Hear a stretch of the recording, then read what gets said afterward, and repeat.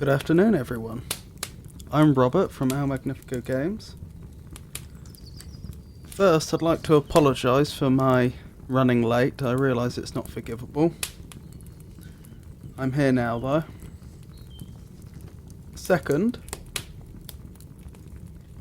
I should probably recap what we're going to do tonight. First, we're going to spend some time looking at an anthology of poetry, which was published, if I recall correctly, in the very early 1900s. Then we will return to our reading of Jane Austen's Pride and Prejudice, and finally we will finish off with some riddles and enigmas. So, regarding the poetry, last week we looked at 2 poems. That's as far as we got. I'm not particularly knowledgeable when it comes to poetry, and so it took some time for myself and the viewers to fully read through it and understand it. The first one was Madrigal. That one didn't take too long.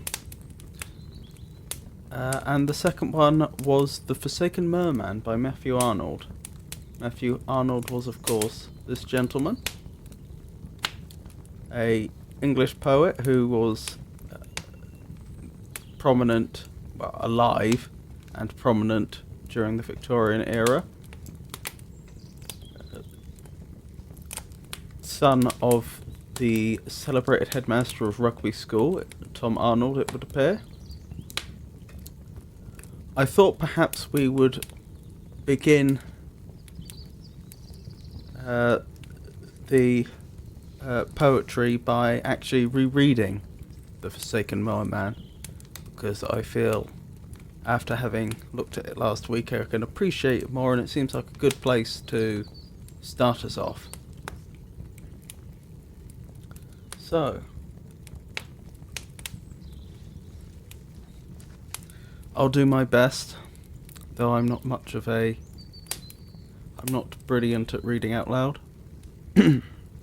So, for those that weren't here or would like reminding, this appears to be a poem whose title is very literal. It is about a woman who went to live with a merman. It would appear had some children with said merman, and then she decided to leave him to return to the village from which she came. And it would appear there were religious considerations in that decision. She was worried about her soul. I can only imagine that she was living in sin with this merman, and that concerned her. And the poem itself is from the merman's perspective, and it is expressing his lament at the turn of events, as well as the lament of their children. So, I shall begin. Come, dear children, let us away, down and away below. Now my brothers call from the bay, now the great winds shorewards blow, now the salt tides seawards flow, now the wild white horses play, champ and chafe and toss in the spray. Children dear, let us away, this way, this way. Call her once before you go, call once yet, in a voice that she will know. Margaret, Margaret, children's voices should be dear, call once more to her mother's ear. Children's voices wild with pain, surely she will come again. Call her once and come away, this way, this way. Mother dear, we cannot stay. The wild white horses foam and fret. Margaret, Margaret. Come, dear children, come away down. Call no more. One last look at the white walled town, and the little grey church on the windy shore. Then come down. She will not come though you call all day. Come away, come away. Children dear, was it yesterday we heard the sweet bells over the bay? In the caverns where we lay, through the surf and through the swell, the far-off sound of a silver bell? Sand-strewn caverns cool and deep, where the winds are all asleep, where the spent lights quiver and gleam, where the saltweed sways in the stream, where the sea beasts ranged all round, feeding the ewes of their pasture ground, where the sea snakes coil and twine, dry their mail and bask in the brine, where great whales come sailing by, sail and sail with unshut eye, round the world for ever and aye. When did music come this way? Children dear, was it yesterday? Children dear, was it yesterday? Call yet once that she went away. Once she sate with you and me, on a red gold throne in the heart of the sea, and the youngest sate on her knee. She combed its bright hair, and she tended it well, when down swung the sound of the far-off bell. She sighed, she looked through the clear green sea. She said, I must go, for my kinsfolk pray in the little grey church on the shore today. 'Twill be Easter time in the world, ah me, and I lose my poor soul, merman, here with thee. I said, go up, dear heart, through the waves, say thy prayer and come back to the kind sea caves. She smiled, she went up through the surf in the bay. Children dear, was it yesterday? Children dear, were we long away? Long alone, sorry. Children dear, were we long alone? The sea grows stormy, the little ones moan. Long prayers, I said, in the world, they say. Come, I said, and we rose through the surf in the bay. We went up the beach by the sandy down, where the sea stocks bloomed, to the white-walled town. through the narrow paved streets where all was still, to the little grey church on the windy hill. From the church came a murmur of folk at their prayers, but we stood without in the cold blowing airs. We climbed on the graves and the stones warm with rains, and we gazed up the aisle through the small leaded panes. She sat by the pillar, we saw her clear. Margaret hissed, "Come quick, we are here." "Dear heart," I said, "we are long alone. The sea grows stormy, the little ones moan." But she gave me never a look, for her eyes were sealed to the holy book. Loud prayers the priest shut stands the door. "Come away, children, call no more. Come away, come down, call no more." Down, down, down, down to the depths of the sea. She sits at her wheel in the humming town, singing most joyfully. Hark what she sings, oh joy, for the humming street and the child with its toy, for the priest and the bell and the holy well, for the wheel where I spun, and the blessed light of the sun. And so she sings her fill, singing most joyfully, till the shuttle falls from her hand and the whizzing wheels stand still. She steals to the window and looks at the sand, and over the sand at the sea, and her eyes are set in a stare, and anon there breaks a sigh, and anon there breaks a tear, from a sorrow-clouded eye, and a heart sorrow-laden, a long, long sigh, for the cold strange eye of a little mermaiden, and the gleam of her golden hair. Come away, away, children, come down, the hoarse wind blows colder, lights shine in the town. She will start from her slumber, when gusts shake the door. She will hear the winds howling, will hear the waves roar. We shall see, while above us the waves roar and whirl, a ceiling of amber, a pavement of pearl, singing, "Here came a mortal, but faithless was she, and alone dwell forever the kings of the sea." But children, at midnight, when the soft winds blow, when clear falls the moonlight, when spring tides are low, when a sweet air comes seaward from hearths starred with broom, and high rocks throw mildly on the blanched sands agloom, up the still glistening beaches, up the creeks we will hie, over banks of bright seaweed the ebb tide leaves dry. We will gaze from the sand hills at the white sleeping town, at the church on the hillside, and then come back down, singing, "There dwells a loved one, but cruel is she. She left lonely forever the kings of the sea."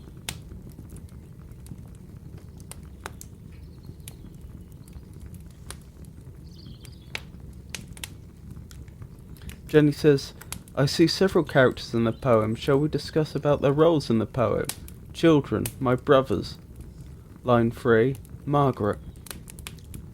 Well, the children, it seems, are a little ambiguous. It's not entirely clear whether those are her children or children she's effectively adopted, but I think, especially as it refers to a mother's ear,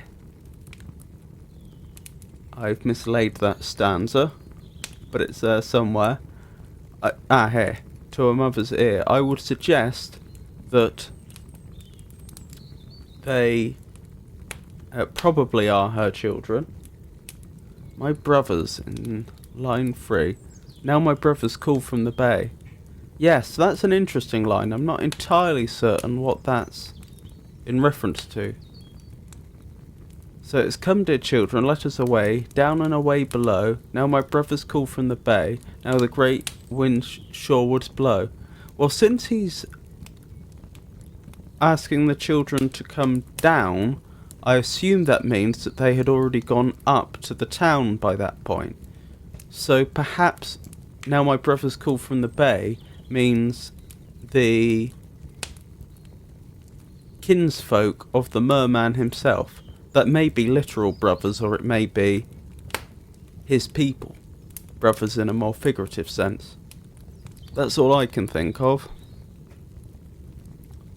And as for Margaret, I believe that is the name of the little mer woman. What was the term they used? Was it mer lady? Again, it's here somewhere. Little mermaiden, of course. That's a much better word. Yes, I believe Margaret is the little mermaiden, who is the human that was faithless to the merman.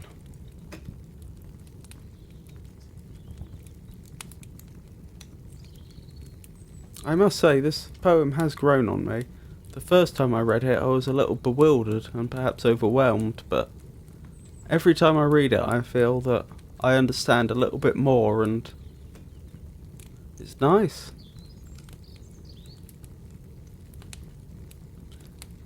Anyway, perhaps we should move on to the next poem.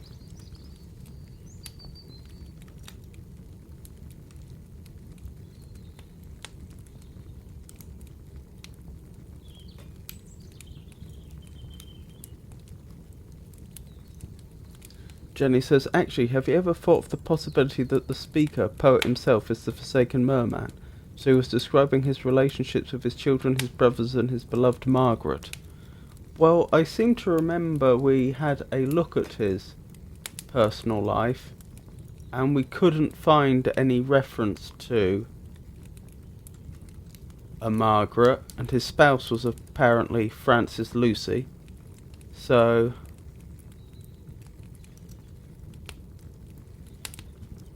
I suspect not, especially as in those times the sanctity of marriage was taken very seriously. There would be no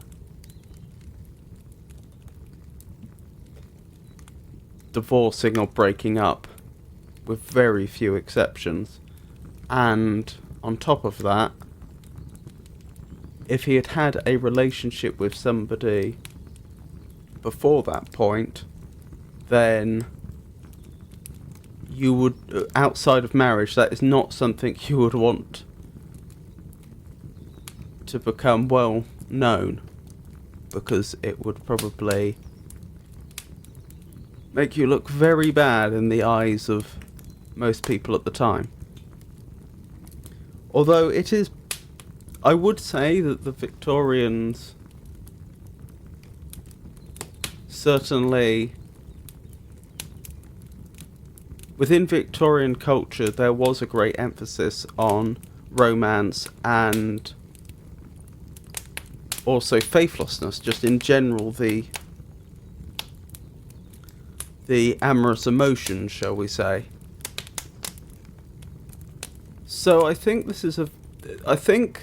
as a subject matter, this is something which any Victorian would very quickly feel comfortable with. It's fairly, as I understand it, the subject matter was very common back then, and perhaps it's telling the story from the point of view of a merman, which is the interesting innovation that Matthew Arnold has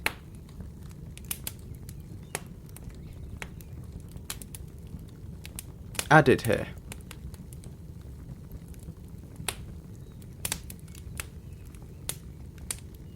Jenny says, but he might have several relationships before he married Lucy. Well, yes, like I was saying, if he had had relationships outside of marriage, he would not. I strongly suspect he would not want that to become well known, and especially children.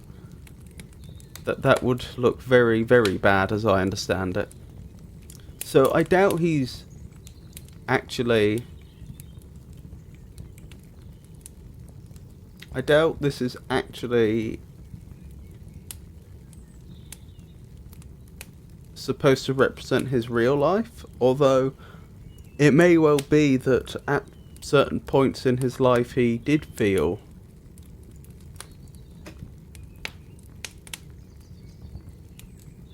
ill-used by a love interest. Because of course, I was saying before how you wouldn't want people to know about a relationship. I should have been more clear. There certainly within Victorian society were couples who were dating, as it were. It's just they were far more limited in what they were, in how they were permitted to behave. The way that a Victorian couple would behave back then would probably, before marriage, would probably have been more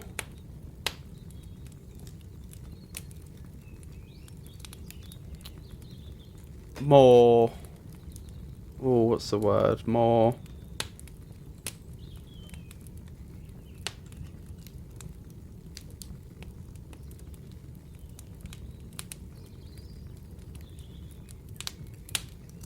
I can't think of the word.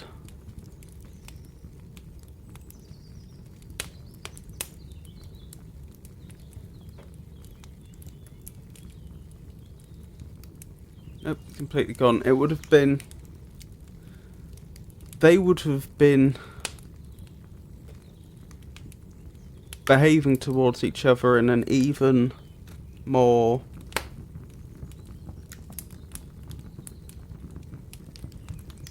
in an even less... They would. What I'm trying to get at is they would have been much more... They would have been very worried about there being any indication that they had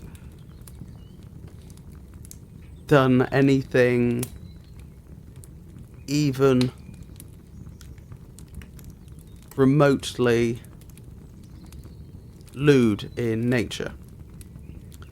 So I would go so far as to say that they would probably have been more limited in what they could be seen to be doing than just male and female friends, ordinary friends in modern British society. And so when I say that it would have looked very bad for it to have been revealed that he had had relationships before he got married, I meant relationships by the standards to which we would judge a relationship today. Of course, it would have been fine for him to have been a suitor to various women at various points, provided it wasn't too many and too frequent, and for them to have turned him down. That wouldn't have been a problem at all. But children is a completely different matter. I strongly suspect that if to have had children outside of wedlock and then to have married someone else would have looked very, very bad at that point. So again, I don't think that this is supposed to be a retelling of real events with a fantasy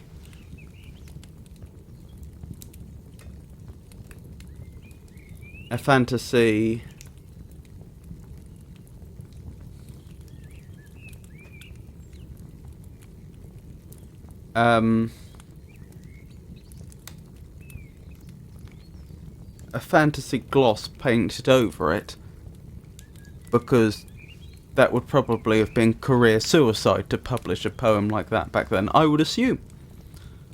It's possible I'm mistaken, but that is the impression that I have, that I currently have.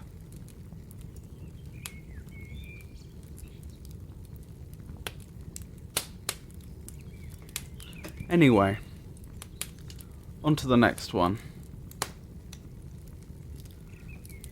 So this is a poem called Life from Anna Letitia Barbauld. I'm not sure how to pronounce that name.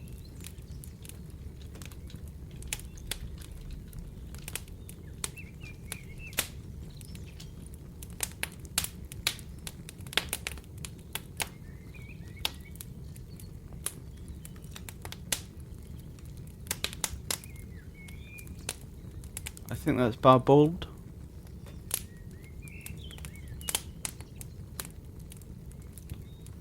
Oh, they're not even sure. They think it might be Barbauld or Barbeau, I think.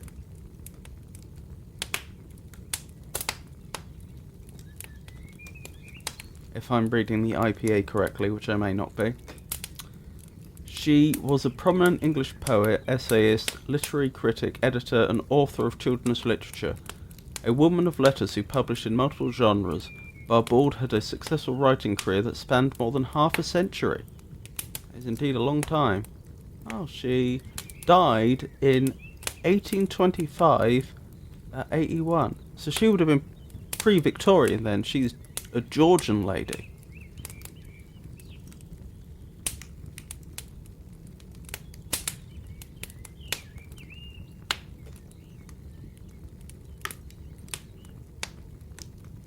The publication of 1811 in 1812, which criticised Britain's participation in the Napoleonic Wars, received negative reviews, after which she continued to write poetry but not publish in the public sphere. Barbauld's reputation was further damaged when many of the romantic poets she had inspired in the heyday of the French Revolution turned against her in their later, more conservative years. That's how culture was clearly changing as it was moving towards Victorian times. Barbauld was remembered only as a pedantic children's writer in the 19th century and largely forgotten in the 20th, until the rise of feminist literary criticism in the 1980s renewed interest in her works and restored her place in literary history. Well, this would suggest otherwise, because this would have been published in the early 20th century, if I recall correctly. If I just go back up towards the top, I should be able to find when this was published. Yes, 1904. So that would seem to be a contradiction.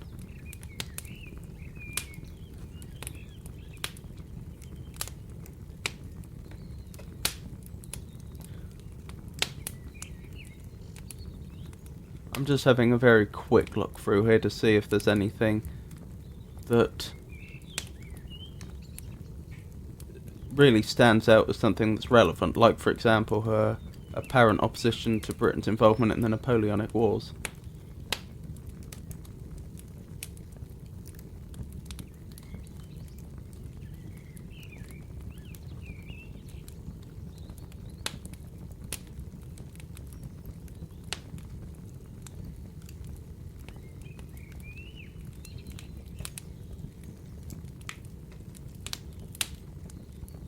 So she was married.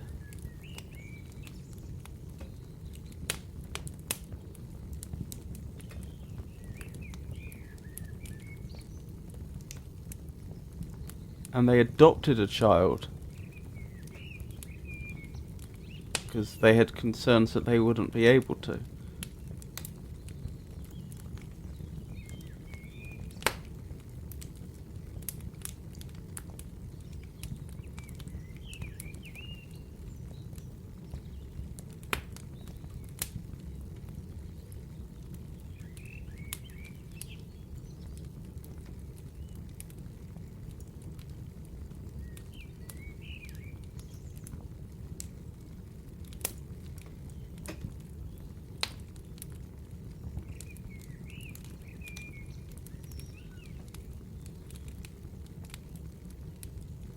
In 1791, after William Wilberforce's attempt to abolish the slave trade had failed, Barbauld published her Epistle to William Wilberforce Esquire on the rejection of the bill for abolishing the slave trade, which not only lamented the fate of the enslaved but warned of the cultural and social degeneration the British people could expect if they did not abolish slavery.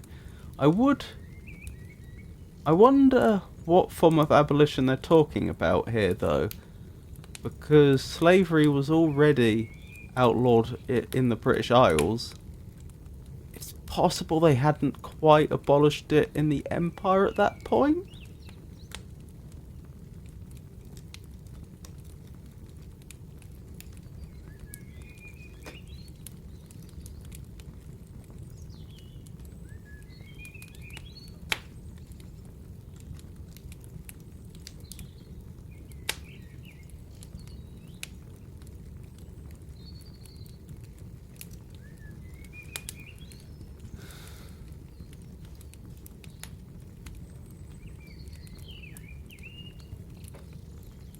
The Society worked to educate the public about the abuses of the slave trade and achieved abolition of the international slave trade when the British Parliament passed the Slave Trade Act of 1807, at which time the Society ceased its activities.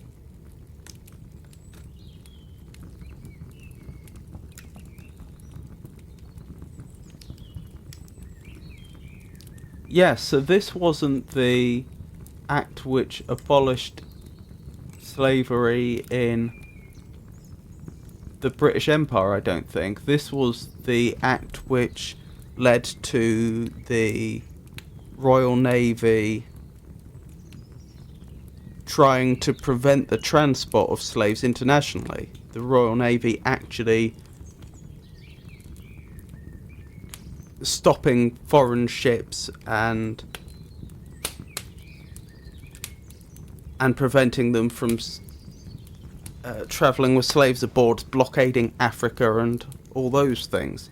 So the reason I bothered to look this up is because that means that this campaigning that she was doing, the author of this poem, was presumably about trying to pressure Britain into essentially forcing other nations to give up slavery against their will. It's not about forcing Britain to give up slavery because they had already done so, is my understanding.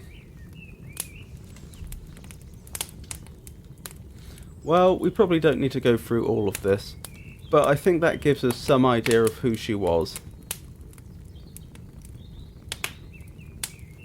So,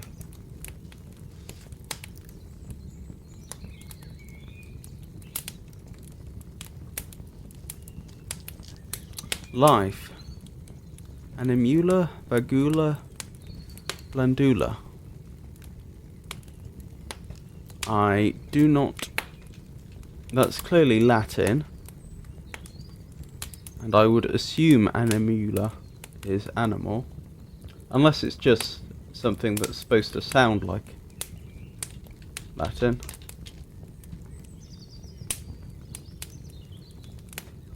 Soul. Oh, as in anima. Okay, nothing to do with animal. Soul. That makes actually a lot more sense. Vagula.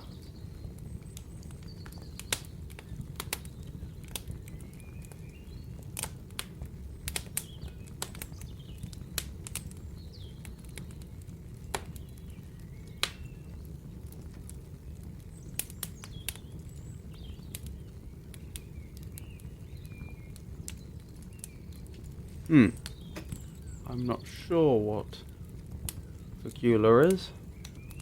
Actually, if it's Latin, I suppose it'd be vagula.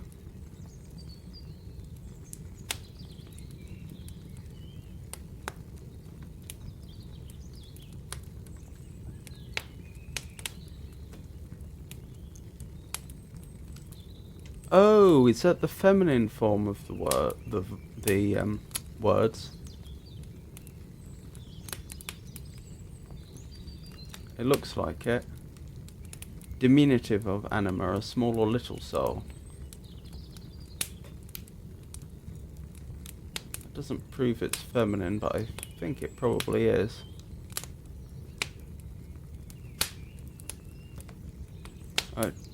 Possibly. Oh yes, it is feminine. Oops, going to do that.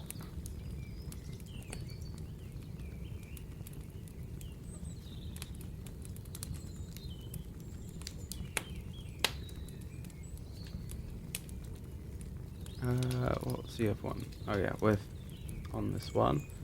So we haven't worked out what this is yet, but we know it's a diminutive, uncertain, wandering, strolling, unfixed.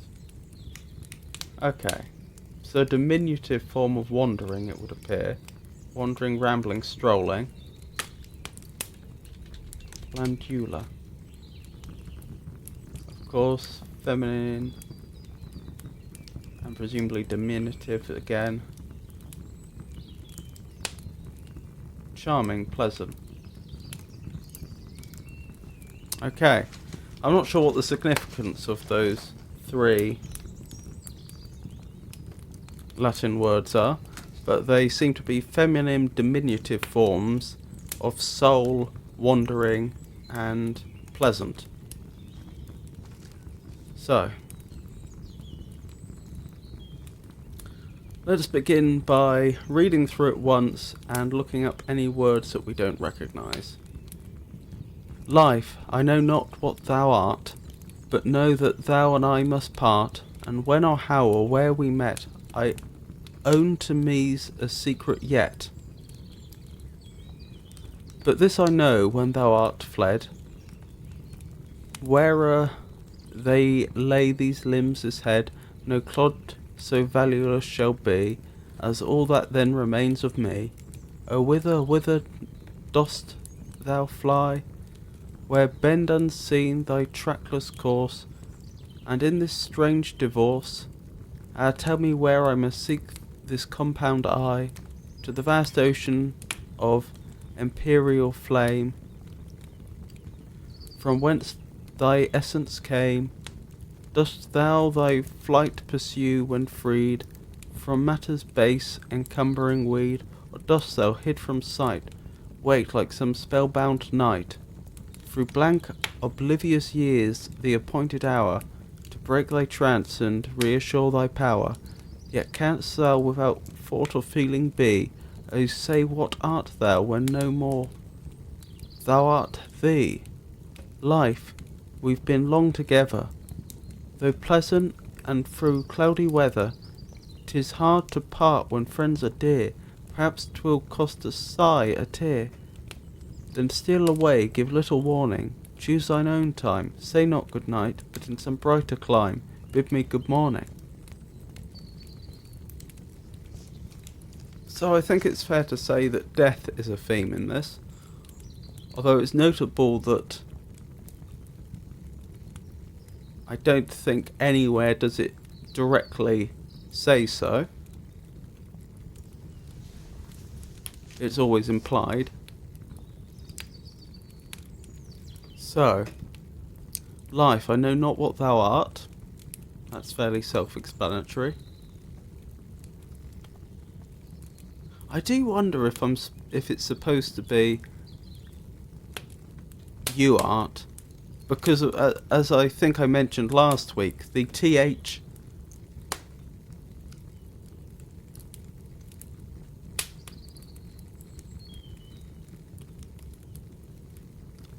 I've forgotten what it's called when you have two consonants together, but that combination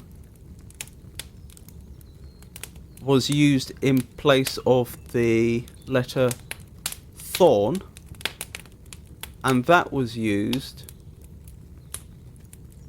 for Y.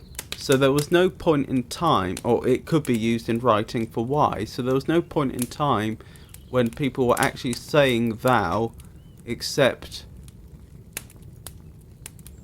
ironically, or I suppose maybe poetically.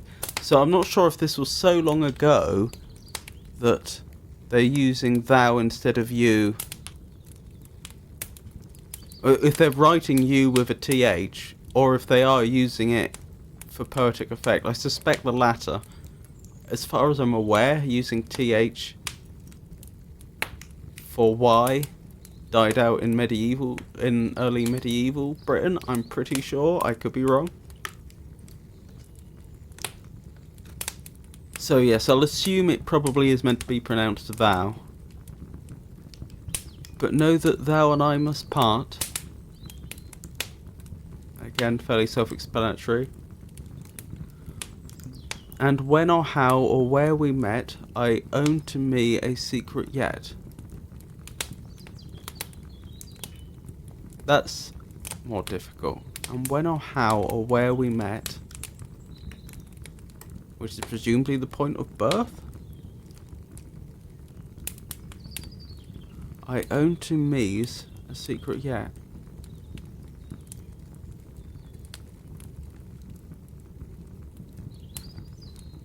I wonder what they mean by own to me.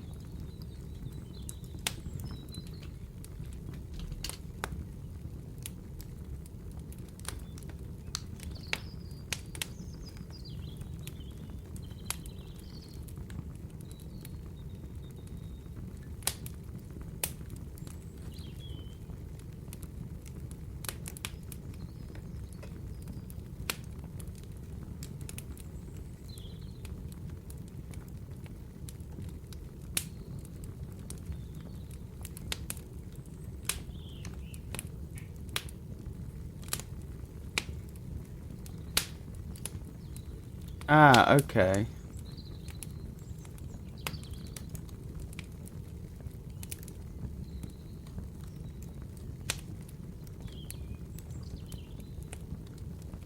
To admit, concede, grant.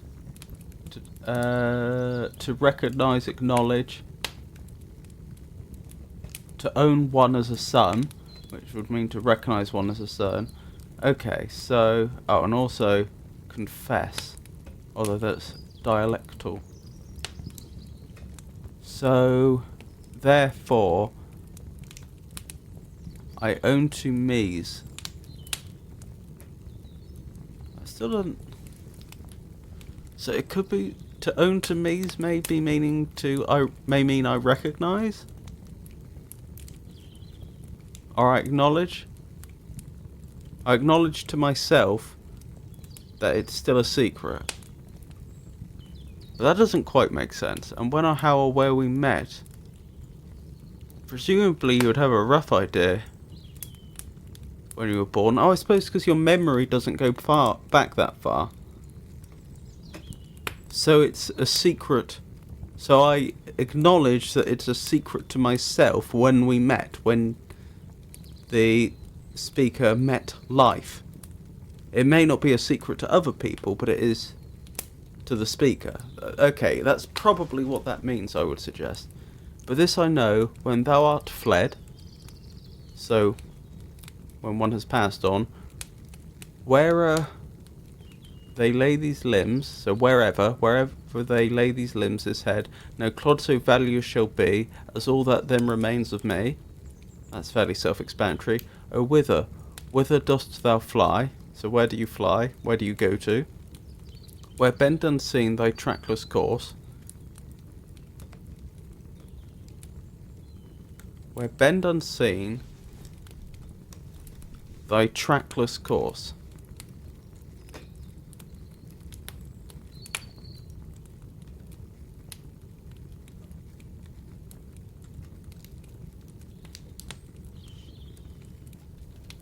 Thy would mean belonging to oneself, wouldn't it? Although I just realised that would contradict what I said about Thorn earlier, because that would be why, which doesn't make sense.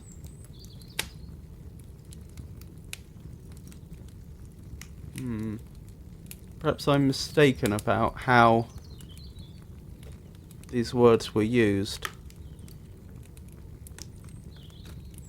Anyway, that's something to look at some other time. We do know at least what thy means.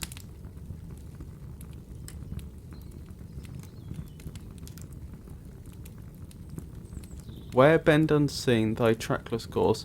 Okay, so perhaps that's saying where is thy trackless course,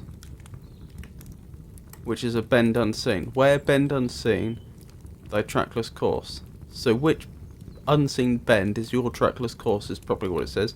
And in this strange divorce, again passing on, tell me where I must seek this compound eye. Tell me where I must seek this compound eye. Well, the meaning of that's eluding me.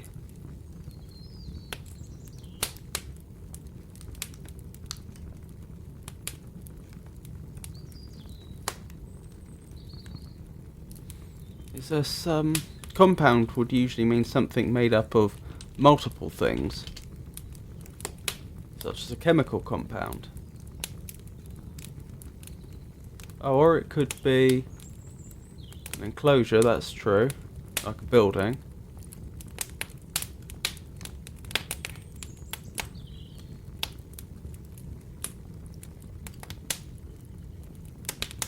Composed of elements, not simple.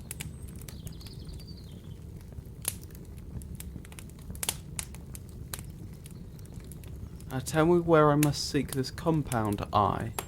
Yeah, I'm not entirely sure what that means. I mean, compound eye sounds like she's acknowledging the fact she's made up of many parts and not one.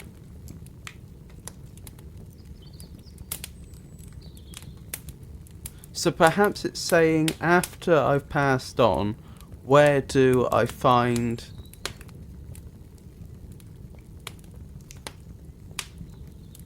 the thing that is myself, given that myself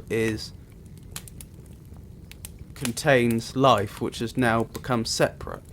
So once we have parted, where do I find us? That's what I'd assume that means. To the vast ocean of imperial flame. I am gonna look that up. Isn't...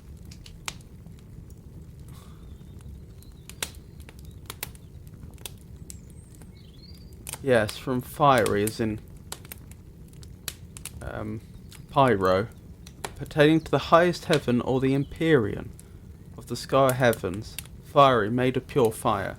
Presumably in reference to holy fire. So, to the vast ocean of imperial flame, so heaven, from whence thy essence came, dost thou thy flight pursue when freed? From matter's base encumbering weed. Okay, again, that's interesting. Dost thou thy flight pursue when freed? From whence thy essence came, dost thou thy flight pursue? Oh, so that's saying, do you go back to where you came from when freed from matter's base encumbering weed? I think that's saying, do you go back to where you came from when you're no longer encumbered by matter? Base presumably meaning lowly. Matter's base encumbering weed. Weed is an interesting one to put there though, unless it's got some meaning I'm not aware of.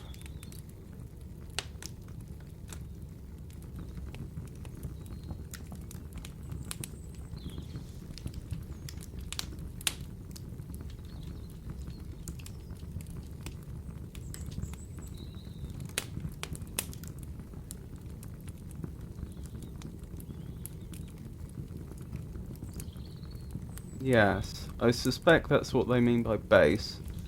Weed, though. Any plant regarded as unwanted. That's a bit obvious. Underbrush, low shrubs. A weak horse, which is therefore unfit to breed from. I didn't know that. A puny person, one has little physical strength. Something unprofitable or troublesome. Anything useless. Okay, so it is using weed to mean anything undesirable, I would guess. So, dost thou thy flight from whence thy essence came, dost thou thy flight pursue when freed from matter's base encumbering weed? So when you're freed from matter's lowly, encumbering weed. Lowly, encumbering, unwanted thing. I guess that makes sense in this. It's just emphasizing the baseness. The fact that the physical world is undesirable, unlike the heavenly purity of the soul. Or dost thou, hid from sight, wake like some spellbound knight? So spellbound, enchanted. So that's a reference to a fairy tale. Through blank, oblivious years, the appointed hour, to break thy trance and reassume thy power. Ah, okay, that's making more sense. So that's saying, when I pass on life, or I suppose this is, or they're using the soul and life somewhat interchangeably, I think. Do you go straight back to heaven, or do you wait, as if under some sort of spell, until a certain point in time when you reassume your power, when you come back, you return to the way you were? Yet canst thou without thought or feeling be? O say, what art thou, when no more thou art thee? Yet canst thou without thought or feeling be?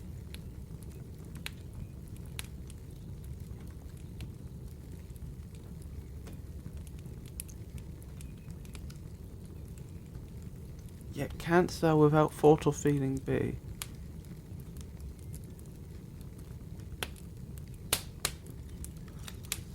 Gonna double check. Canst. I thought canst meant sort of can you not.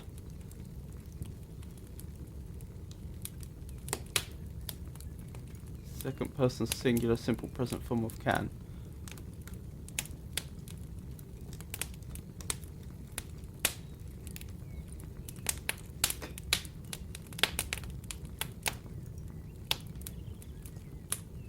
I wonder what... If canst is an abbreviation, I wonder what it's an abbreviation for.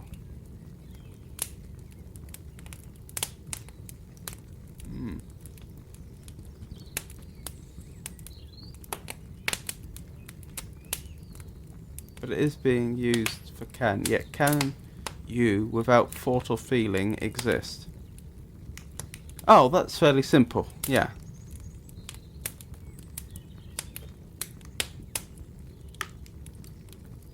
Oh, say what art thou when no more thou art thee. Okay, so that makes sense. So when I pass on, do you go straight to heaven, or do you sleep for a period, then at the appointed hour, presumably the end of the world, are you then restored? But how can you exist without thought or feeling? So again, could you say what you are when you are no longer yourself? So no longer part of me, no longer a compound I. So there is something that is me, and there is something that is the soul, and together it makes me, I think.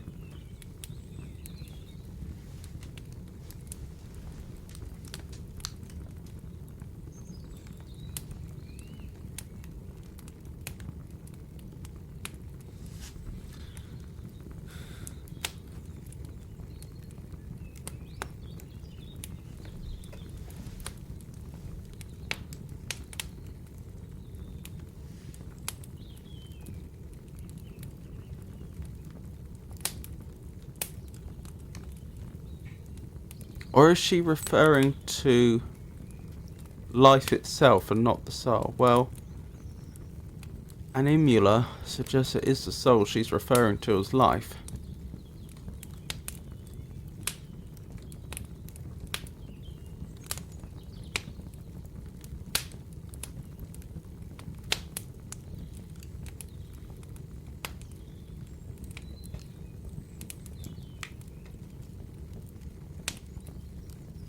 So I wonder if she's suggesting that the soul, that is the divine spark, isn't the thing that can think or feel.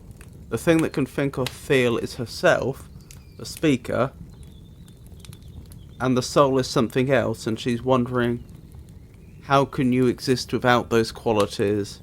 What are you?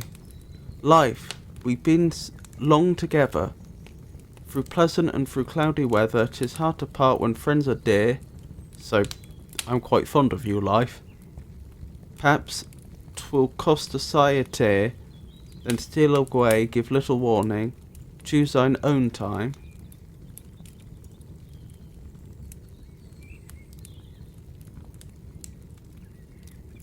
Okay, so 'tis hard to part when friends are dear. Perhaps 'twill cost a sigh a tear. So perhaps someone or something will cry when we're parted, then steal away, give little warning, choose thine own time. So you choose when to leave me, so when I should pass on. Say not good night, but in some brighter clime bid me good morning. So life, say hello to me when I'm in heaven. I think that's what that's essentially saying. Now I've actually studied it a bit more and understand it, this is also quite a nice one.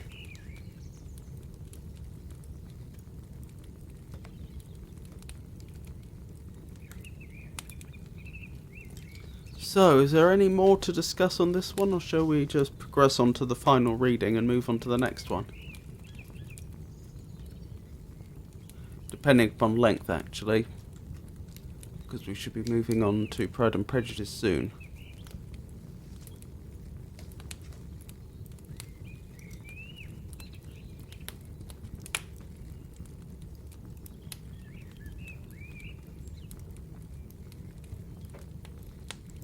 Jenny says, in this passage, I think the key words are strange divorce. I think it helps to explain the poet's relationship with Margaret. Margaret was in the last poem. This is a completely different poem written by a completely different person in a completely different time. In fact, a different century. The first poem was by Matthew Arnold, who was a Victorian poet. This is a poem by Anna Letitia Barbauld, who is a Georgian poet. She would have been writing almost 100 years earlier. Oh no worries, Jenny. The strange divorce, I think, is referring to death in this case, because this all seems to be that this poem appears to be contemplating the nature of self, the nature of the soul. The poet has an impression of what it means for them to be together, because that is all what all her conscious experience consists of. But what are they separate? And what happens then? So this is all really contemplating the moment of death and the period shortly thereafter. Jenny says, death is strange? Sounds weird. Well, I think, again, she's dealing with the problem of how can... If there is this divine spark that is life, then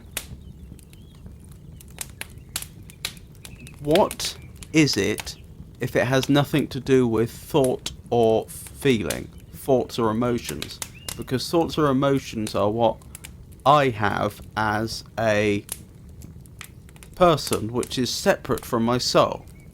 So the strange divorce, the divorce is myself from life. Those are the things being separated at the point of death. And the thing that's strange about it is, okay, well, what are they actually like then? If we can separate these two things, if I can die but my soul persists, then, or at least if, she does talk about being reunited in heaven, not in those words, but lower down. So death, I suppose, it doesn't necessarily mean a complete termination. But the point she's making is if at the point of death, myself and my soul separate, then what is my soul and what is myself? Because they can't think or feel when they're separated. And that's what makes this divorce, the separation of the two, so strange. It's strange to think about what those two things must be if they can be separated.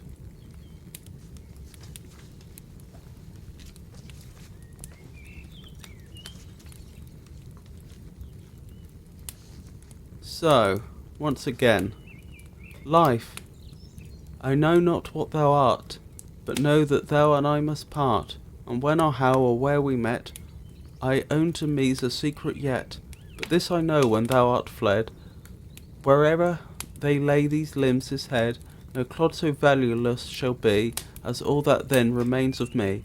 O whither dost thou fly, where bend unseen thy trackless course, and in this strange divorce, tell me where I must seek this compound eye, to the vast ocean of imperial flame, from whence thy essence came? Dost thou thy flight pursue when freed from matter's base encumbering weed? Or dost thou, hid from sight, wake like some spellbound knight, through blank oblivious years the appointed hour, to break thy trance and reassume thy power? Yet canst thou without thought or feeling be? Oh, say what art thou, when no more thou art thee? Life, we have been long together, through pleasant and through cloudy weather. 'Tis hard to part when friends are dear. Perhaps 'twill cost a sigh, a tear. Then steal away, give little warning. Choose thine own time. Say not good night, but in some brighter clime, bid me good morning.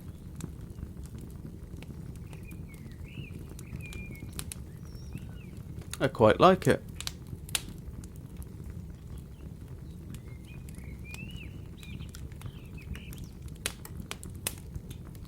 Very interesting for such a short poem. I didn't notice any meter. I'm not sure if that's because there isn't one or if I'm just terrible at spotting meters. But we do see a lot of other poetic techniques being used here. And I don't just mean simile and metaphor and implication, but also things like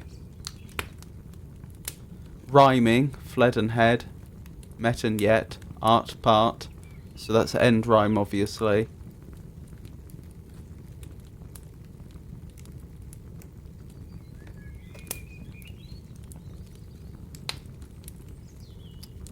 What else do we have?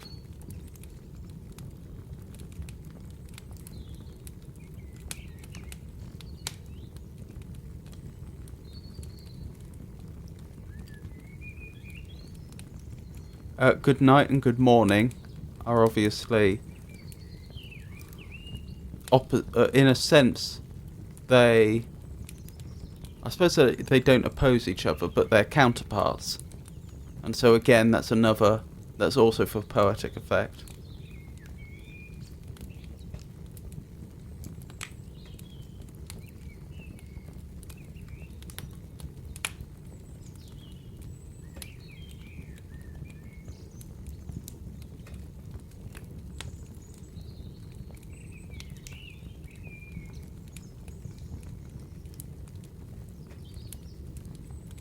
I'm sure I'm missing some, but yeah, overall a very nice little poem, I think.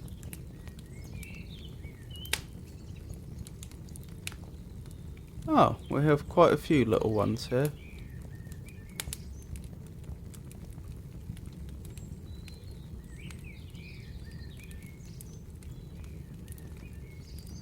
Okay, so this is written by Robert Browning.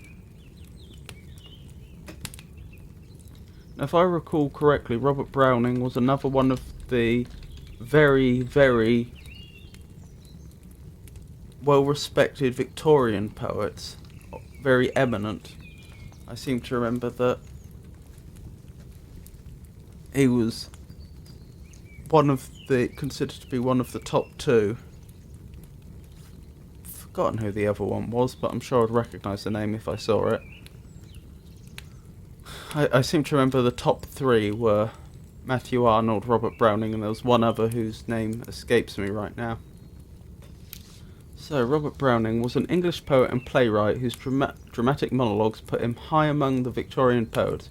He was noted for irony, characterization, dark humour, social commentary, historical settings, and challenging vocabulary and syntax.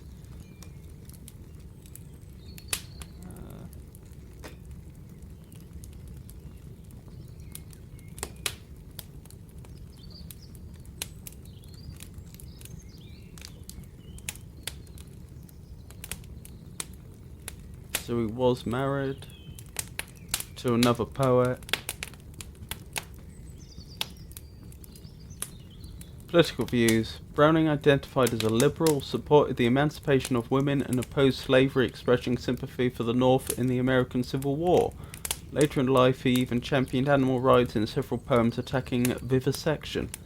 He was also a stalwart opponent of anti-Semitism, leading to the speculation that Browning himself was Jewish. In 1877 he wrote a poem explaining why I'm a liberal, in which he declared, Who then dares hold, emancipated thus, his fellows shall continue bound, not I. Religious beliefs. Browning was raised in an evangelical, nonconformist household. However, after his reading of Shelley, he is said to have briefly become an atheist. Possibly Shelley may have been the other one. Browning is also said to have made an uncharacteristic admission of faith to Alfred Domet, when he said to have admired Byron's poetry as a Christian. It was probably Byron. Poems such as Christmas Eve and Easter Day seem to confirm the Christian faith strengthened by his wife. However, many have dismissed the usefulness of these works at discovering Browning's own religious views due to the consistent use of dramatic monologue, which regularly expresses hypothetical views which cannot be ascribed to the author himself.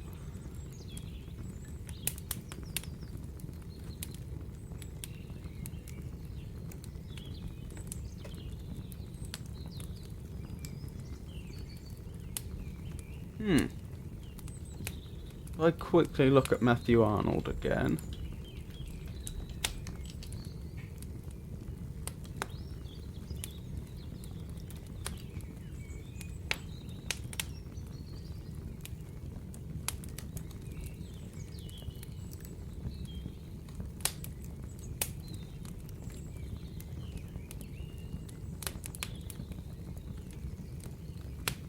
Because I seem to remember somewhere here it mentioned who in Victorian times were considered to be the top 3 poets. Could be mistaken. Arnold is sometimes called the 3rd great Victorian poet, along with Alfred Lord Tennyson and Robert Browning. Okay, it's Alfred Lord Tennyson. So I was completely wrong with my previous guesses. Worth remembering. I don't know if there's any Tennyson in this particular anthology, but that gives us some sense of who Robert Browning was. So, Robert Browning, song from Pippa Passes.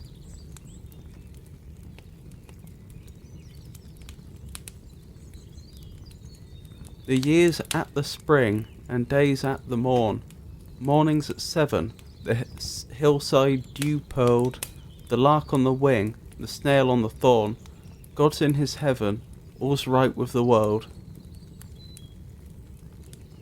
Well then.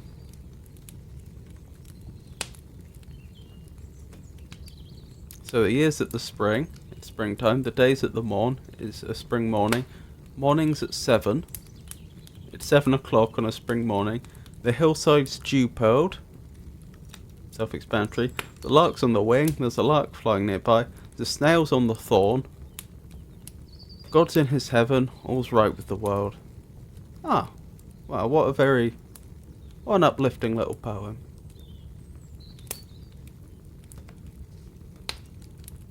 Is there anything there you think we should discuss, chat, or shall we move on to the next one?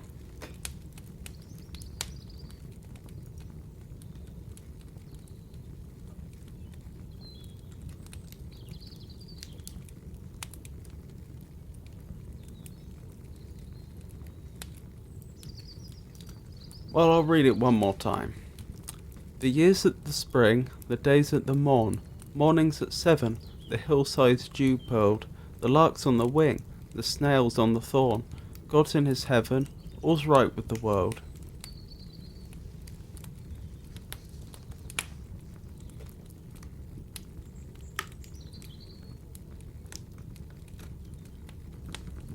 Again, I don't notice a meter there, and some of the lines have a different number of... Or the lines don't have the same number of syllables, which suggests to me there probably isn't. Jenny, I just find it pretty hard to relate the two pieces, despite they have the same title. Which 2 pieces is that, sorry?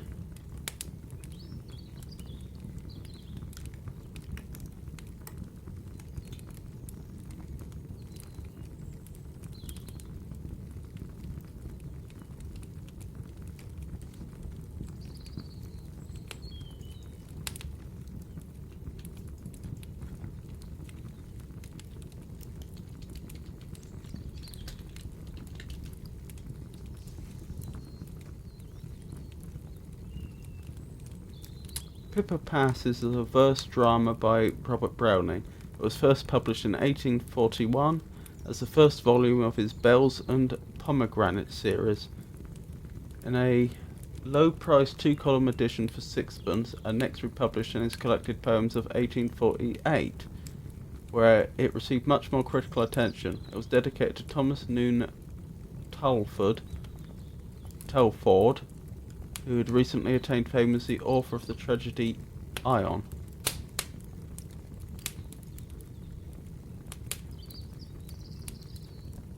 Jenny says, we're reading 4 and 5, aren't we? I hadn't gotten on to 5 yet, but... So Pippa Passes is a verse drama. So that would be the connection between the two. They're both from the same drama. Right, so, number 5, another song from Pippa Passes. You'll love me yet, and I can tarry. Your love's protracted growing. June reared the bunch of flowers you carry, from seeds of April sowing. I plant a heartful now, some seed at least is sure to strike, and yield what you'll not pluck indeed, not love but may be like. You'll look at least on love's remains, a grave's one violet. Your look that pays 1,000 pains. What's death? You love me yet. Okay. Jenny says, yes, but I'm saying in terms of content of the two pieces, I find it hard to relate them to each other. Presumably different people said it at different points. The first one, you could imagine many a character saying, all it really does is just tell you the time of year and that they're a very happy, optimistic person. Or at least they're feeling very happy and optimistic at that time. The second one obviously relates to love. Victorians enjoying their romantic themes. So, you'll love me yet. That makes sense. And I can tarry. Your love's protracted growing. Okay, tarry. I'll have to double check that one. I thought tarry meant to linger, but we'll see. To delay, to be late, or tardy in the beginning or doing anything. To linger in expectation of something until something is done or happens. To abide, stay, or wait somewhere, especially if longer than planned. To stay somewhere temporarily, to wait for, to stay or stop for, to allow to linger. Okay. I can tarry, your love's protracted growing.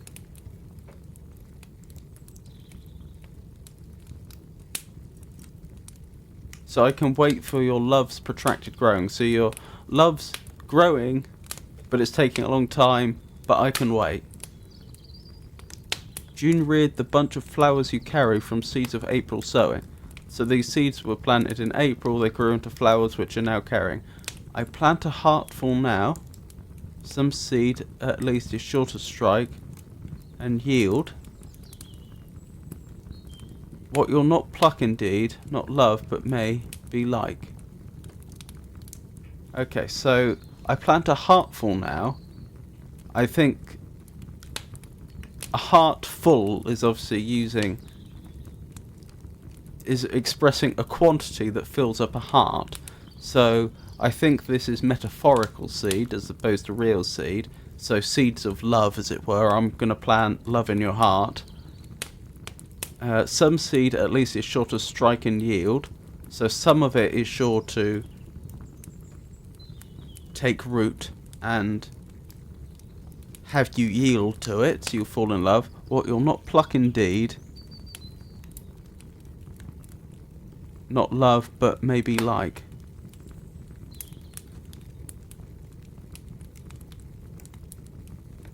What you'll not pluck indeed, not love, but maybe like.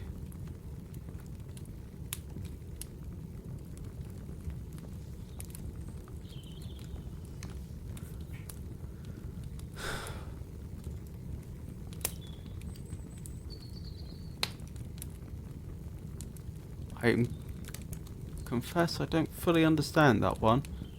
What you'll not pluck indeed. Not love, but maybe like.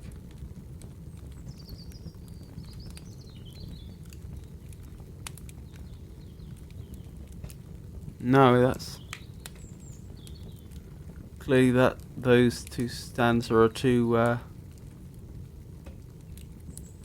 clever for me.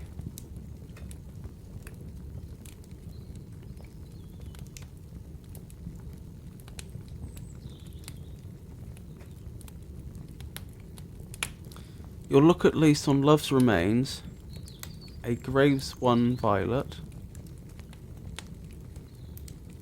Your look that pays 1,000 pains, what's death, you'll love me yet.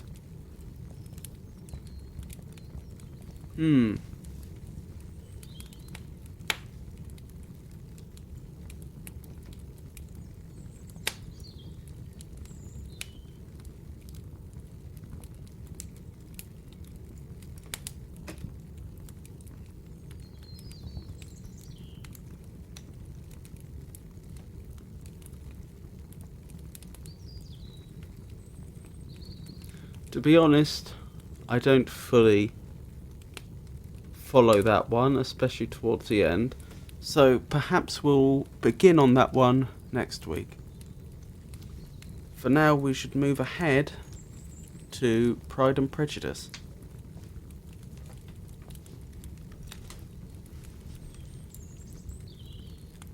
Would anyone like to... Does anyone have any final remarks on this poem before we move ahead to Pride and Prejudice?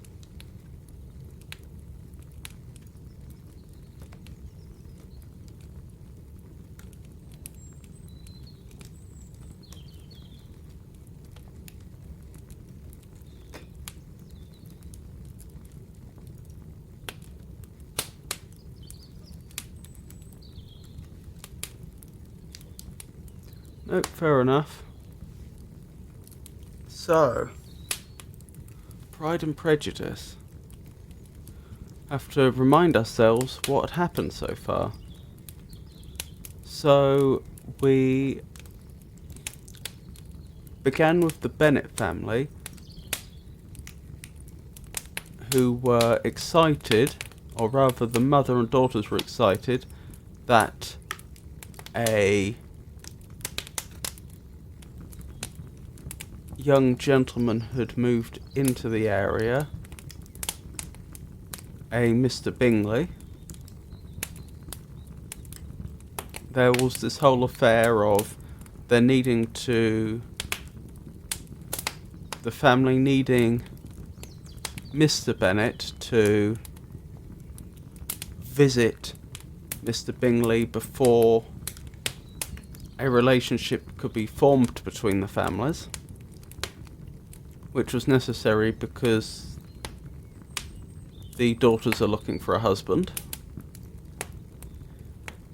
which is something that Mr. Bennet eventually did, or he didn't tell his wife about it until after it had been done, because that seems to suit his humour, it would appear.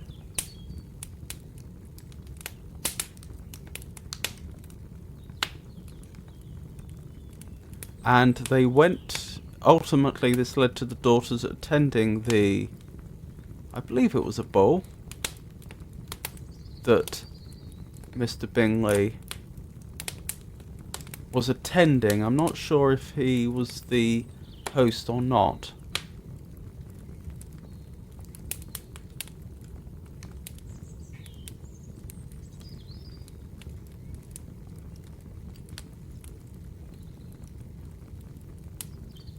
It was a dance, so that probably does mean ball, but unless ball means something more specific than I appreciate.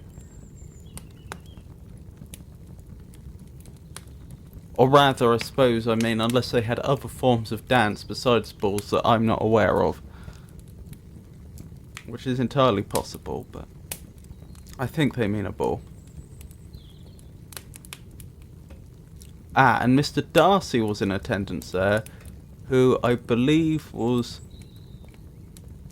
who looked like a gentleman, it became apparent, I believe he had more money, and he was more handsome, but he was standing by himself most of the time, and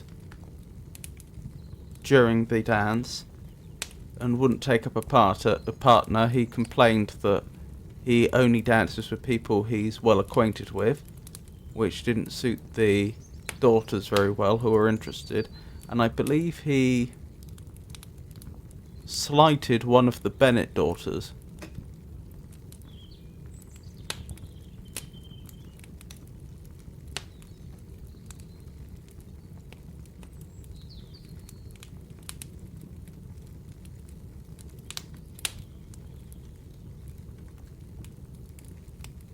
Yes, I believe it was this bit. This is where I think Mr. Bingley was speaking to Mr. Darcy, because I think Mr. Bingley was the host of the dance, and Mr. Darcy, who he had invited, was standing on his own, and he wanted to check on his guest and make sure everything was alright and encourage him to participate. So I think this is Mr. Bingley speaking to Mr. Darcy about the woman he was dancing with. "Oh, she's the most beautiful creature I ever beheld, but there is one of her sisters sitting down just behind you who is very pretty. I dare say very agreeable. Do let me ask my partner to introduce you." "Which do you mean?" And turning round, looking for a moment at Elizabeth, till catching her eye, he withdrew from his own and coldly said, "She is tolerable, but not handsome enough to tempt me. I am in no humour at present to give consequence to young ladies who are slighted by other men." Oh, that was because he wasn't dancing, there weren't enough men for the number of women there, so someone had to sit out, and he's interpreted that in this, or has chosen to express it as other men have turned her down for dancing, when there just weren't enough people, especially with him standing out. "You'd better return to your partner and enjoy her smiles, for you're wasting your time with me." So yes, Mr. Darcy, who at a time was the daughters were very interested in, slighted one of them, and now they consider him to be a very affected individual.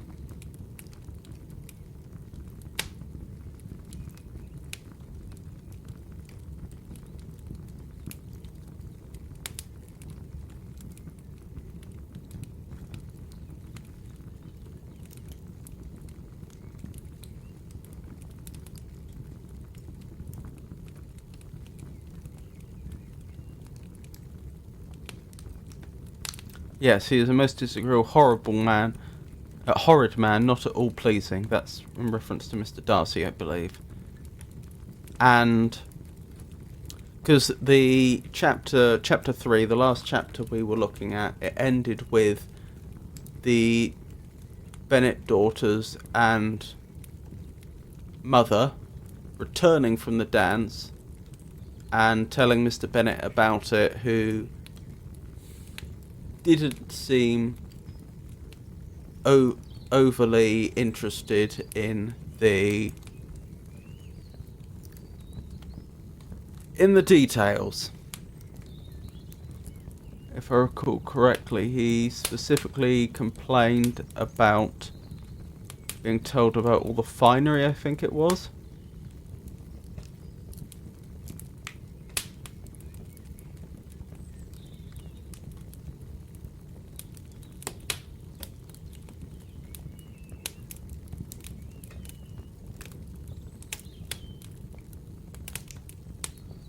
He does so there. So first he says, "If he had had any compassion for me," I think that's in reference to Mr. Bingley, cried her husband impatiently, "he would not have danced half so much.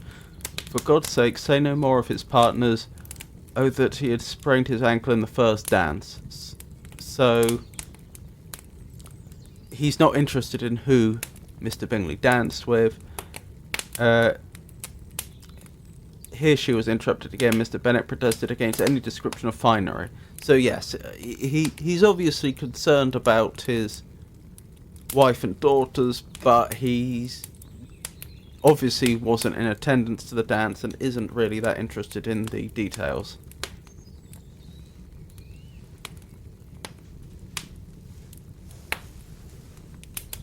So, that brings us to chapter 4.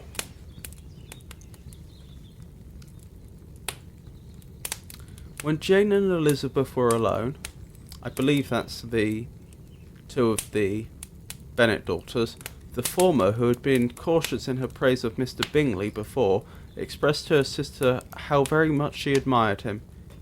"He is just what a young man ought to be," said she, "sensible, good-humoured, lively. I never saw such happy manners, so much ease, with such perfect good breeding." Good breeding, of course, being a expression of the time, referring to an individual who is from a good background, who behaves like someone from a good background should. "He's also handsome," replied Elizabeth, "which a young man ought likewise to be, if he possibly can. His character is thereby complete." I do believe that is supposed to be taken in humour. I think Jane Austen was very good at writing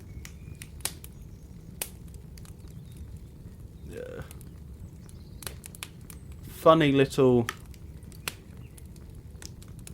I suppose they're almost social commentaries, or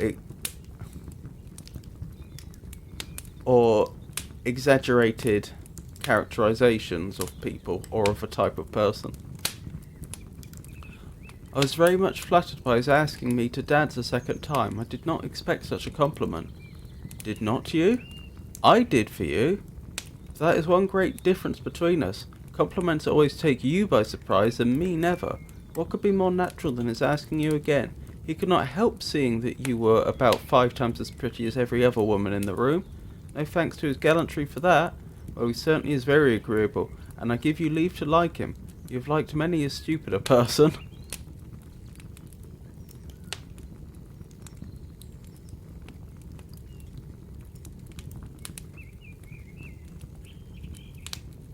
"Dear Lizzie, oh, you're a great deal too apt, you know, to like people in general. You never see a fault in anybody. All the world are good and agreeable in your eyes. I never heard you speak ill of a human being in my life." "I would not wish to be hasty in censuring anyone, but I always speak what I think. I know you do, and it is that which makes the wonder, with your good sense, to be so honestly blind to the follies and nonsense of others. Affectation of candour is common enough. One meets with it everywhere, but to be candid without ostentation or design, to take the good of everybody's character and make it still better, and say nothing of the bad, belongs to you alone. And so you like this man's sister too, do you? Though manners are not equal to his."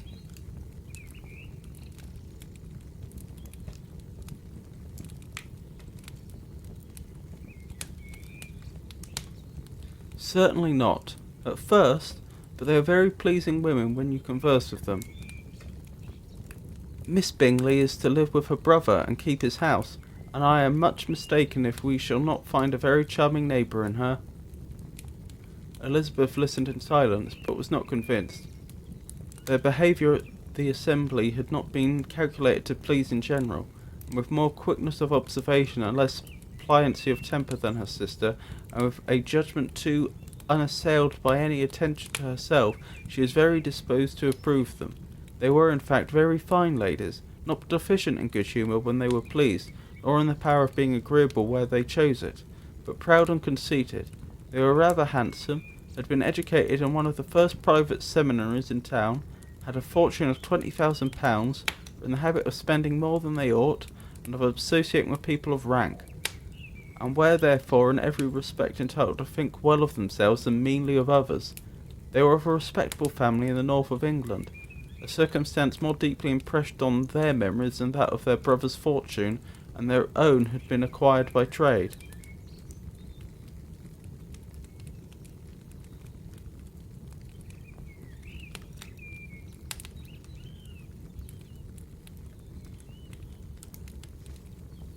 So I believe that during that period,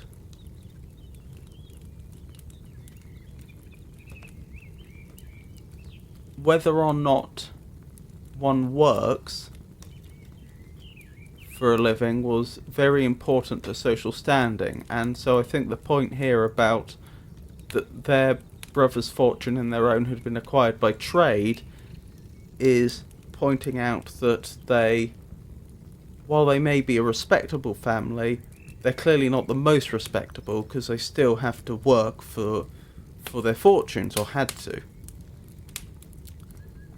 Whereas they seem to think very highly of themselves. That's what I have taken from the previous paragraph anyway.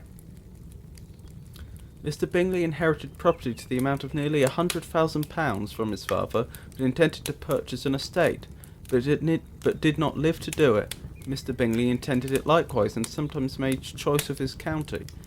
But as he was now provided with a good house and the liberty of a manor, it was doubtful to many of those who best knew the easiness of his temper, wherefore he might not spend the remainder of his days at Netherfield, and leave the next generation to purchase. His sisters were very anxious for his having an estate of his own, but though he was now established only as a tenant, Miss Bingley was by no means unwilling to preside at his table, nor was Mrs. Hurst, who had married a man of more fashion than fortune, less disposed to consider his house as her home when it suited her. Mr. Bingley had not been of age 2 years when he was tempted by an accidental recommendation to look at Netherfield House. He did look at it, and into it for half an hour, was pleased with the situation and principal rooms, sat aside with what the owner said in its praise, and took it immediately. Between him and Darcy there was a very steady friendship. In spite of great opposition of character, Bingley endeared to Darcy by his easiness, openness, and ductility of his temper, though no disposition could offer a greater contrast to his own, and though with his own he never appeared dissatisfied. On the strength of Darcy's regard, Bingley had the firmest reliance, and of his judgment the highest opinion. In understanding, Darcy was the superior. Bingley was by no means deficient, but Darcy was clever. He was at the same time haughty, reserved, and fastidious, and his manners, though well bred, were not inviting. In that respect his friend had greatly the advantage. Bingley was sure of being liked wherever he appeared. Darcy was continually giving offence.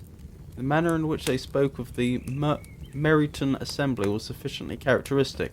Bingley had never met with pleasanter people or prettier girls in his life. Everybody had been most kind and attentive to him. There had been no formality, no stiffness. He had soon felt acquainted with all the room. And as to Miss Bennet, he could not conceive an angel more beautiful. Darcy, on the contrary, had seen a collection of people in whom there was little beauty and no fashion, for none whom he had felt the smallest interest, and from none received either attention or pleasure. Miss Bennet he acknowledged to be pretty, but she smiled too much. Mrs. Hurst and her sister allowed it to be so, but still they admired her and liked her, and pronounced her to be a sweet girl, and one whom they should not object to no more of. Miss Bennet was therefore established as a sweet girl, and their brother felt authorised by such commendation to think of her as he chose.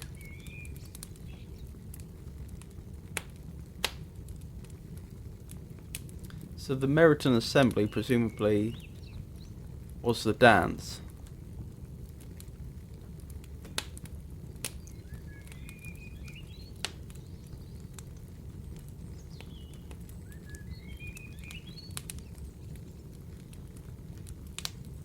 Jenny says, even today, 100,000 is a lot of money, so the author used an interesting way to portray the characters from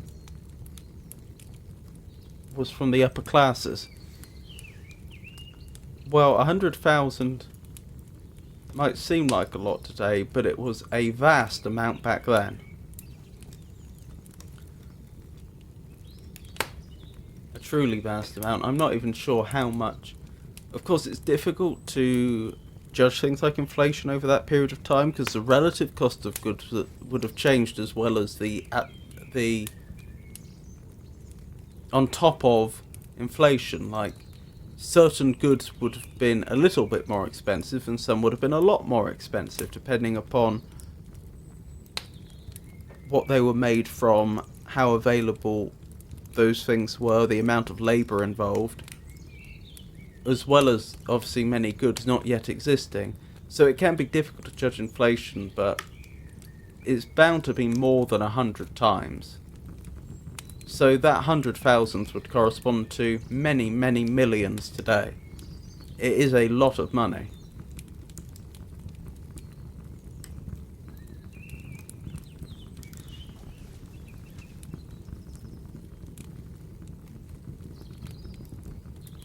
Chapter 5. Within a short walk of Longbourn lived a family with whom the Bennets were particularly intimate. Sir William Lucas had been formerly in trade in Meryton. Okay, so that must be the name of the town. So Sir William Lucas had been formerly in trade in Meryton, where he had made a tolerable fortune and risen to the honour of knighthood by an address to the king during his mayoralty. Okay, so presumably he's a mayor, and the mayoralty is when he became one, or when he was in office. Yes, the office of a mayor, or tenure during which a particular mayor holds office. So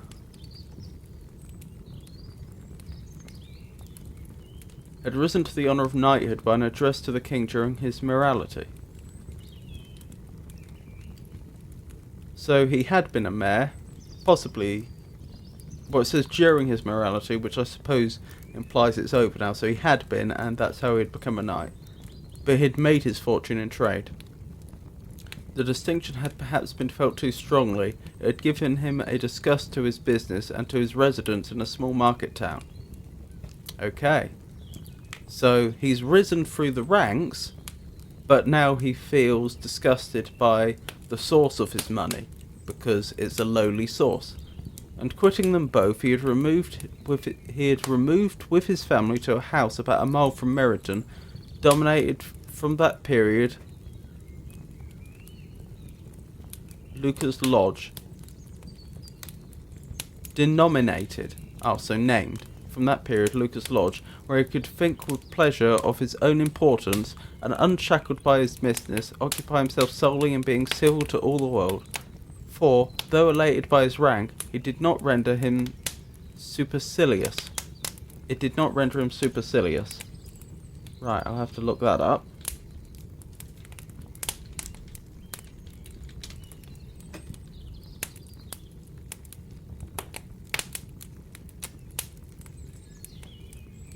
Arrogantly superior, showing contemptuous indifference, haughty.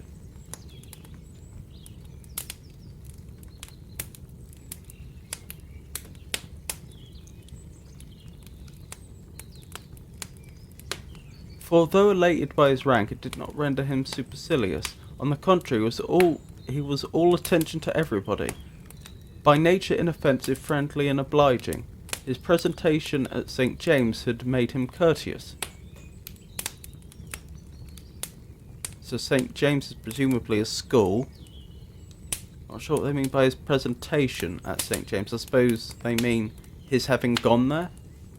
Lady Lucas was a very good kind of woman, not too clever to be a valuable neighbour to Mrs. Bennet. They had several children. The eldest of them, a sensible, intelligent young woman, about 27, was Elizabeth's intimate friend.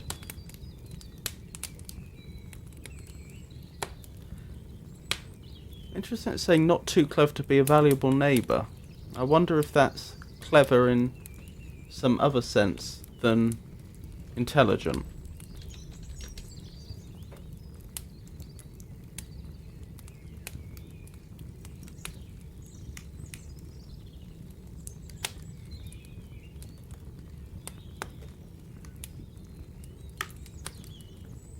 I'm not sure. Anyway. That the Miss Lucases and the Miss Bennets should meet to talk over a ball was absolutely necessary, and the morning after the assembly brought the former to Longbourn to hear and to communicate. So yes, talking about a dance the day after was a very, I'm not sure I'd call it an important social affair, but a very ubiquitous one. It's something that people would look forward to. People would, in particular I think young women back then supposedly, would not only look forward to a dance itself, and it was in fact a ball it would appear, but also they would look forward to discussing about it afterwards, or discussing it afterwards the following day during one of these social visits, because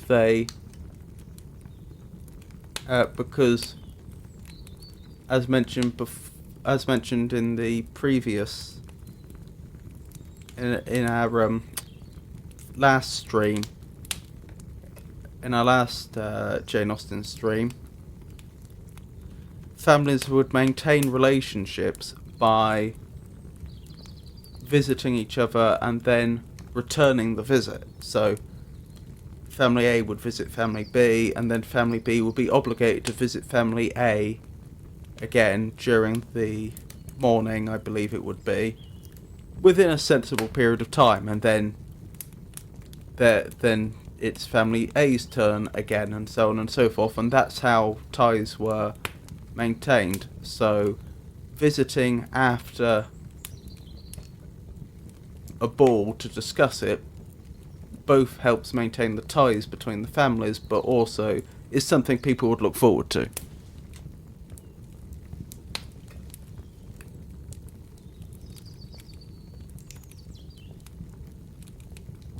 "You began the evening well, Charlotte," said Mrs. Bennet with civil self-command to Miss Lucas. "You were Bingley's first choice." "Yes, but he seemed to like his second better." "Oh, you mean Jane. I suppose because he danced with her twice. To be sure, that did seem as if he admired her. Indeed, I rather believe he did. I heard something about it, but I hardly know what. Something about Mr. Robinson? Perhaps you mean what I overheard between him and Mr. Robinson. Did not I mention it to you? Mr. Robinson's asking how he liked our Meryton assembly, and whether he did not think there were a great many pretty women in the room, and which he thought the prettiest, and is answering immediately to the last question. Oh, the eldest Miss Bennet, beyond a doubt. There cannot be two opinions on that point." "Upon my word, well, that was very decided indeed.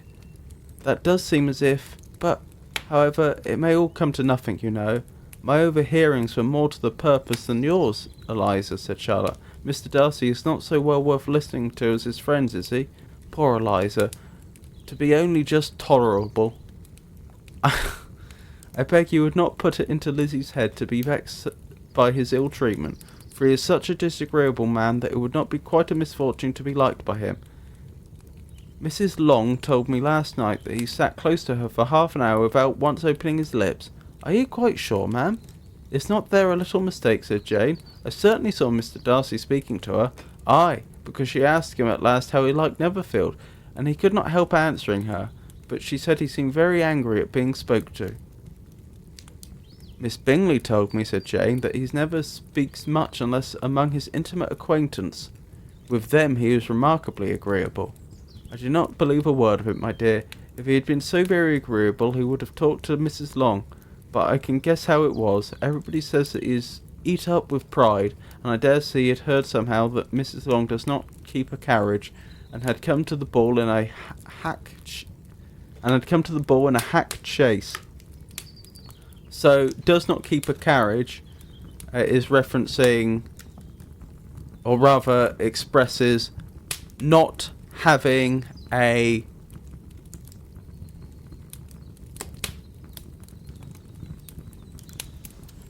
not having the means to keep a carriage, horse and driver permanently, so that you can travel to places. A chaise is a type of carriage. I'm not sure what the hack means, though.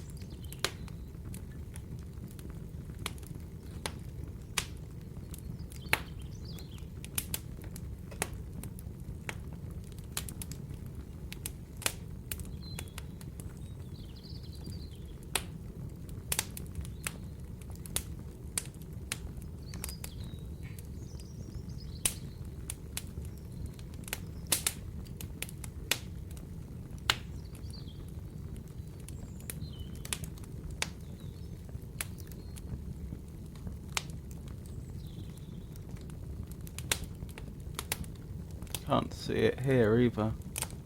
Oh, a horse for hire, especially one which is old and tired. Okay, so a carriage for hire. So, and that would obviously reflect on social standing.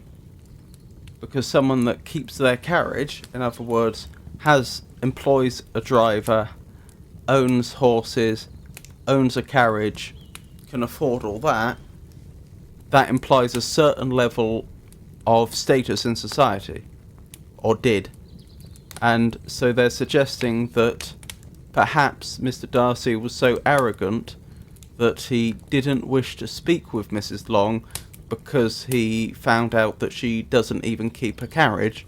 She had to hire a carriage to get her to the ball. I do not mind his not talking to Mrs. Long, said Miss Lucas, but I wish he had danced with Eliza. Another time, Lizzie, said her mother. I would not dance with him if I were you. I believe, ma'am, I may safely promise you never to dance with him. His pride, said Miss Lucas, does not offend me so much as pride often does, because there is an excuse for it. One cannot wonder so very fine a young man, with family, fortune, everything in his favour, should think highly of himself. If I may so express it, he has a right to be proud. That is very true, replied Elizabeth, and I could easily forgive his pride if he had not mortified mine. Pride, observed Mary, who piqued herself upon the solidity of her reflections. Right, I'll have to check that. I think that means she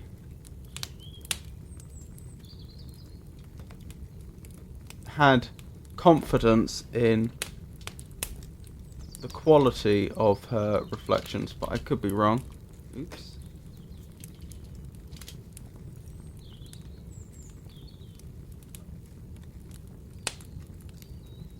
Oh no, I've completely misunderstood.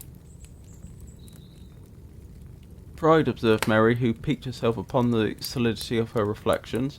Annoyed, usually mildly and temporarily, especially by an offence to one's pride or honour. So yep, that's very different to what I thought it meant. And solidity, I think, does refer to how true or valid or reliable something is. Step quality being solid, valid, truth, certainty. So yes. So I think it's saying that Mary was annoyed by how true or not true those reflections were. Pride is a very common failing, I believe. By all that I have ever read, I am convinced that it is very common indeed. The human nature is particularly prone to it, and that there are very few of us who do not cherish a feeling of self-complacency on the score of some quality or other, real or imaginary. Vanity and pride are different things, though. The words are often used synonymously. A person may be proud without being vain. Pride relates more to our opinion of ourselves, vanity to what we would have others think of it. If I were as rich as Mr. Darcy, cried a young Lucas, who came with his sisters, I should not care how proud I was. I would keep a pack of foxhounds and drink a bottle of wine every day. Then you would drink a great deal more than you ought, said Mrs. Bennet, and if I were to see you at it, I should take away your bottle directly. The boy protested that she should not. She continued to declare that she would, and the argument ended only with the visit. Notable here that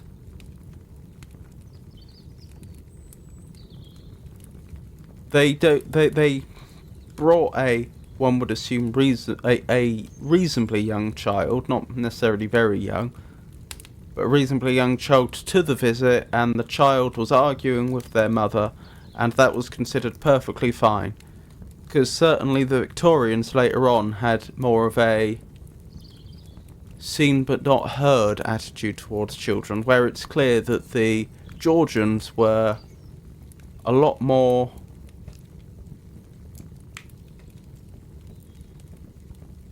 accepting of the way children are.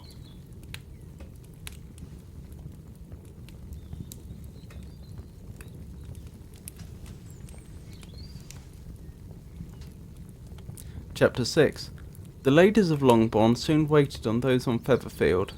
The visit was returned in due form. So, visits being returned. Miss Bennet's pleasing manners grew on the goodwill of Mrs. Hurst and Miss Bingley.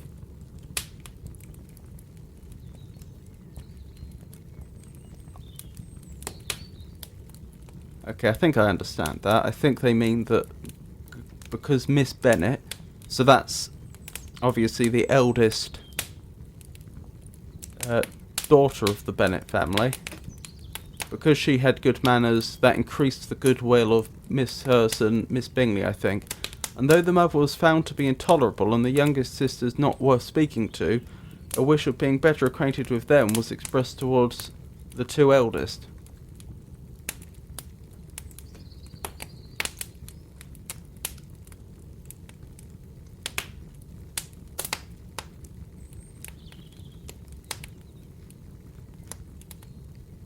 Ah, I see. So there, I believe Miss Hurst and Miss Bingley. If I'm reading this the correct way round, I think it's saying that Miss Hurst and Miss Bingley wanted to be acquainted with the two eldest Bennet daughters only. I think. By Jane, this attention was received with the greatest pleasure, but Elizabeth still saw superciliousness in their treatment of everybody, hardly excepting even her sister, and could not like them, though their kindness to Jane, such as it was, had a value as arising in all probability from the influence of their brother's admiration. It was generally evident, whenever they met, that he did admire her, and to her it was equally evident that Jane was yielding to the preference with which she had begun to entertain for him from the first, and was in a way to be very much in love, but she considered with pleasure that it was not likely to be discovered by the world in general, since Jane, united with great strength of feeling, a composure of temper and uniform cheerfulness of manner, which would guard her from the suspicions of the impertinent, she mentioned this to her friend Miss Lucas.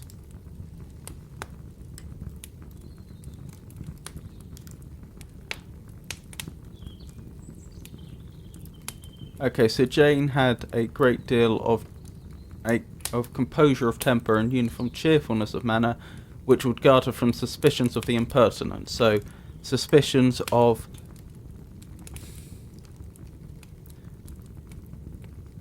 excessively romantic behaviour, shall we say. She mentioned this to her friend Miss Lucas. It may perhaps be pleasant, replied Charlotte, to be able to impose on the public in such a case, but it is sometimes a disadvantage to be so very guarded. If a woman conceals her affection with the same skill from the object of it, she may lose the opportunity of fixing him, and it will then be but poor consolation to believe that the world equally in the dark. So she's saying that you may be concealing your romantic feelings very well, which is meaning that the world at large isn't going to suspect you of improper behaviour, but then the person you admire may well not realise that you have feelings towards them either. There is so much of gratitude or vanity in almost every attachment that it is not safe to leave any to itself. We can all begin freely. We can all begin freely. A slight preference is natural enough, but there are very few of us who have a heart enough to be really in love without encouragement. In 9 cases out of 10, a woman had better show more affection than she feels. Bingley likes your sisters undoubtedly, but he may never do more than like her, if she does not help him on.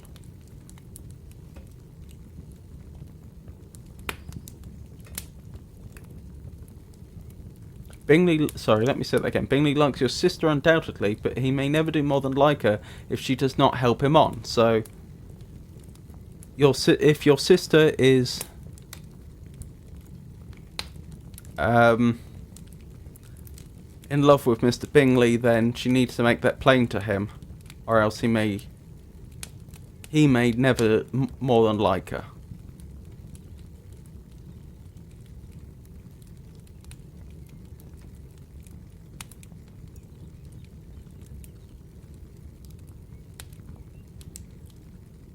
Okay, so I think it's Jane that was speaking to Miss Lucas about Elizabeth liking Mr. Bingley.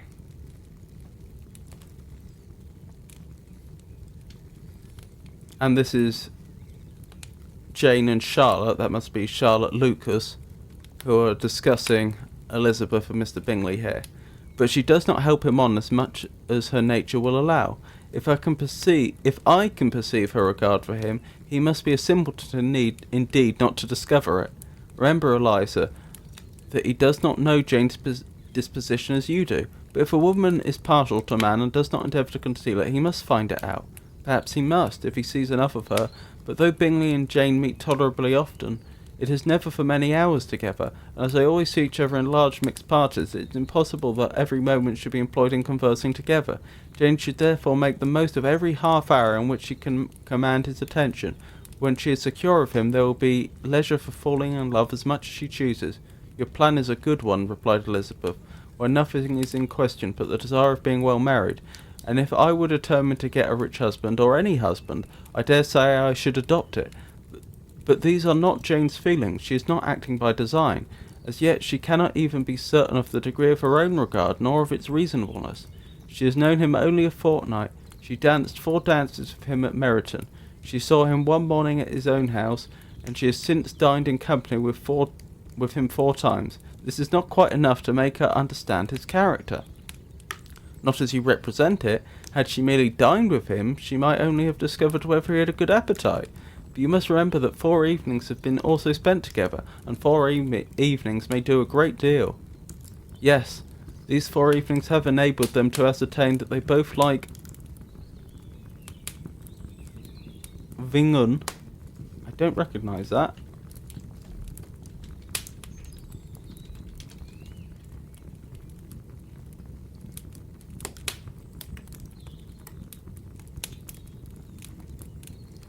Oh, I think that's 21, which is presumably a card game. That Van Un, of course, as in because it's French.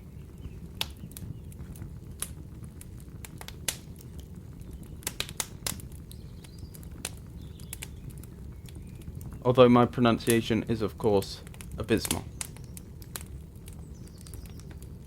Yes, it's a card game.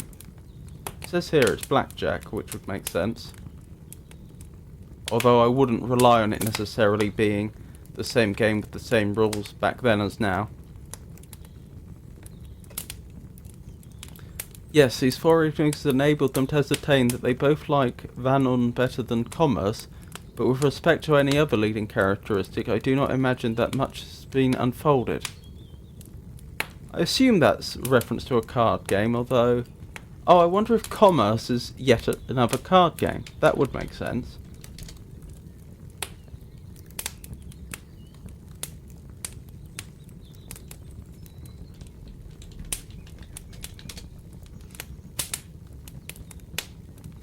Yes, it is.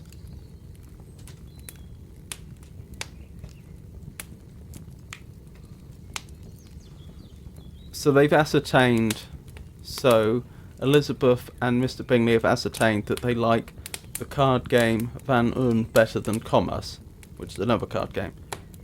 But with respect to any other leading characteristic, I do not imagine that much has been unfolded. Well said, Charlotte. I wish Jane success with all my heart, and if she were married to him tomorrow, I should think she had a good chance of happiness, as if they were to be studying his character for a 12-month. Happiness in marriage is entirely a matter of chance. If the disposition of the parties are ever so well known to each other, or ever so similar beforehand, it does not advance their felicity in the least. They always continue to grow sufficiently unlike afterwards to have their share of vexation. It is better to know as little as possible of the defects of the person with whom you are to pass your life. You make me laugh, Charlotte, but it is not sound. You know it is not sound, and that you would never act in this way yourself. Occupied in observing Mr. Bingley's attentions to her sister, Elizabeth was far from suspecting that she was herself becoming an object of some interest in the eyes of his friend. Mr. Darcy had at first scarcely allowed her to be pretty. He had looked at her without admiration at the ball, and when they next met he looked at her only to criticise. But no sooner had he made it clear to himself and his friends that she had hardly a good feature in her face, then he began to find it was rendered uncommonly intelligent by the beautiful expression of her dark eyes. To this discovery succeeded some other equally mortifying. Though he had detected with critical eye more than one failure of perfect symmetry in her form, he was forced to acknowledge her figure to be light and pleasing, and in spite of his asserting that her manners were not those of the fashionable world, he was caught by their easy playfulness. Of this she was perfectly unaware. To her he was the only man who made himself agreeable nowhere, and who had not thought her handsome enough to dance with. He began to wish to know more of her, and, as a step towards conversing with her himself, attended to her conversation with others. His doing so drew her notice. It was at Sir William Lucas's, where a large party were assembled. "What does Mr. Darcy mean," said she to Charlotte, "by listening to my conversation with Colonel Forster?" "That is a question which Mr. Darcy only can answer.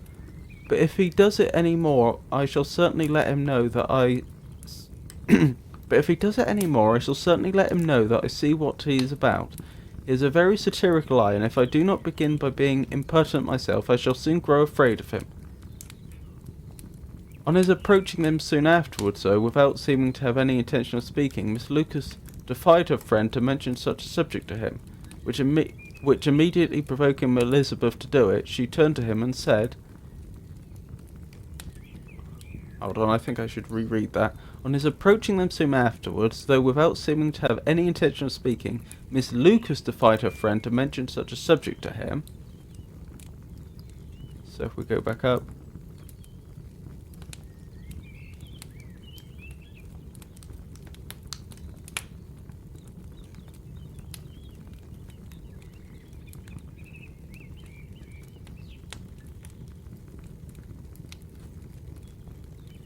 Miss Lucas defied her friend to mention such a subject to him, which immediately provoking Elizabeth to do it, she turned to him and said,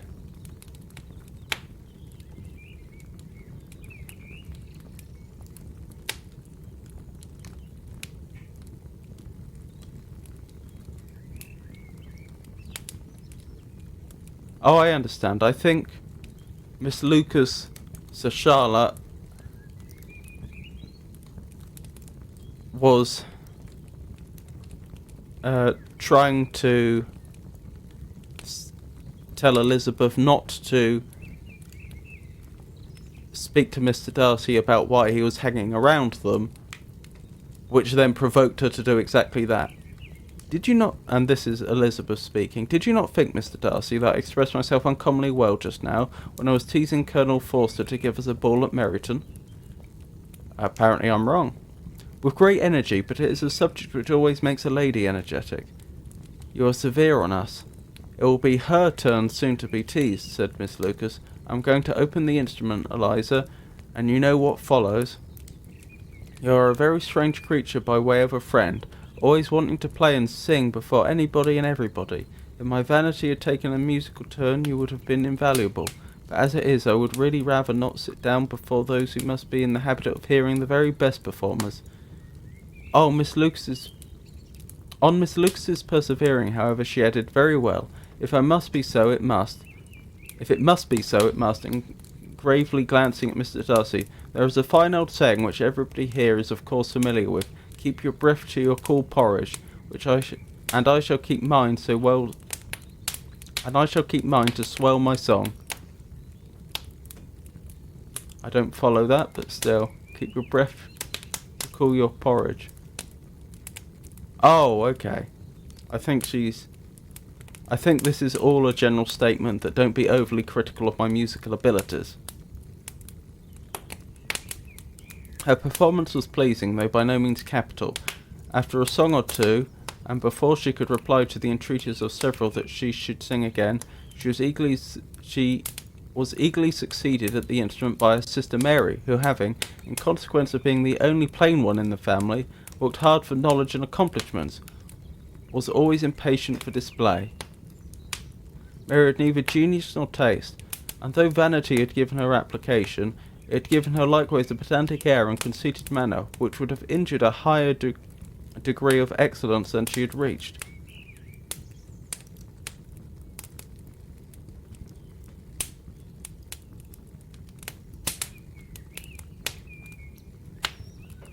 Elizabeth, easy and unaffected, had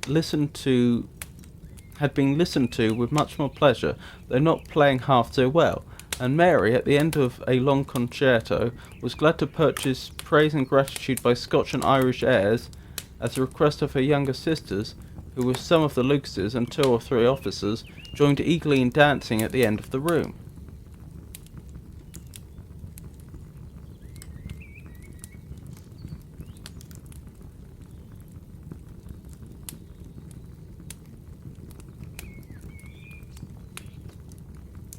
Glad to purchase praise and gratitude by Scotch and Irish airs. I feel like that's a reference to people drinking, although I'm not sure what they mean by purchase praise, unless they just mean that because people were getting drunk they were lavishing more praise upon her, but perhaps I've misunderstood that.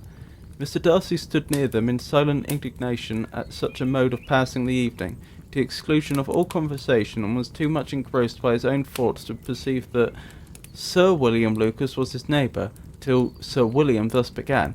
What charming amusement for young people like this, Mr. Darcy. There is nothing like dancing, after all.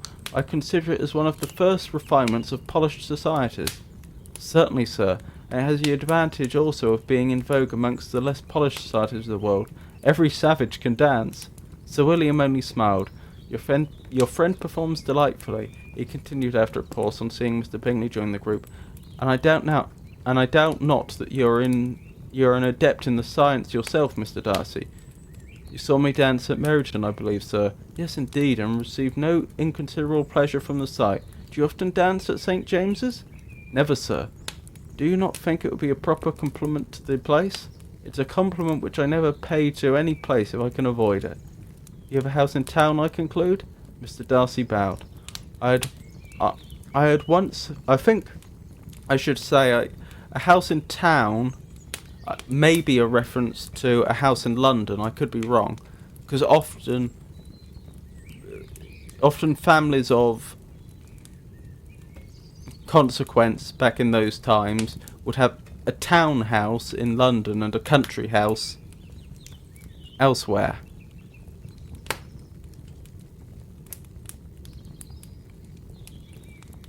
Although I could be wrong. You have a house in town, I conclude. Could just mean that you live locally. I may be mistaken. Although you'd think he would know that, so I'm not sure. Anyway, Mr. Darcy bowed. I had once some thoughts of fixing a time myself, for I am fond of superior society, but I do not feel quite certain that the air of London would agree with Lady Lucas. Yes, so that is what that was a reference to. It was a reference to having a house in London. He paused in the hopes of an answer, but his companion was not disposed to make any, and Elizabeth at that instant moving towards him, he was struck with the notion of doing a very gallant thing, and called out to her, "My dear Miss Eliza, why are not you dancing? Mr. Darcy, you must allow me to present this young lady to you as a very desirable partner. You cannot refuse to dance, I am sure, when so much beauty is before you." And taking her hand, he would have given it to Mr. Darcy, who, though extremely surprised, was not unwilling to receive it, when she instantly drew back and said with some discomposure to Sir William, "Indeed, sir, I have not the least intention of dancing. I have not the least intention of dancing, and treat you not to suppose that I moved this way in order to beg for a partner." Mr. Darcy, with grave propriety, requested to be allowed the honour of her hand, but in vain. Elizabeth was determined.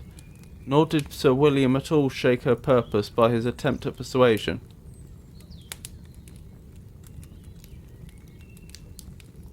"You excel so much in dance, Miss Eliza, that it is cruel to deny me the happiness of seeing you, and though this gentleman dislikes the amusement in general, he can have no objection, I am sure, to oblige us for 1/2 hour.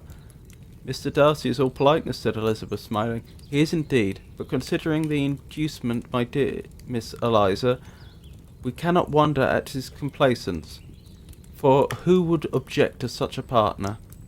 Elizabeth looked archly and turned away. Her resistance had not injured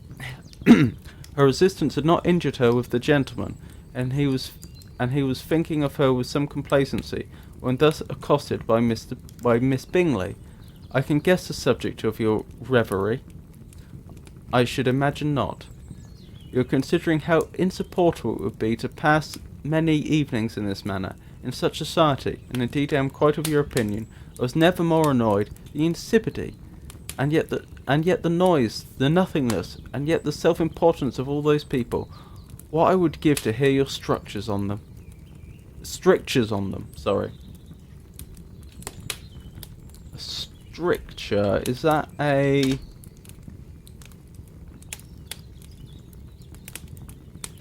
I'll just look it up. A rule restricting behaviour or action. A general state of restrictiveness or behaviour, action or ideology. A sternly critical remark or review. Your conjecture is totally wrong, I assure you. My mind was more agreeably engaged. I've been meditating on how the very great pleasure with a pair of fine eyes in the face of a pretty woman Sorry, let me try that again. My mind was more agreeably engaged.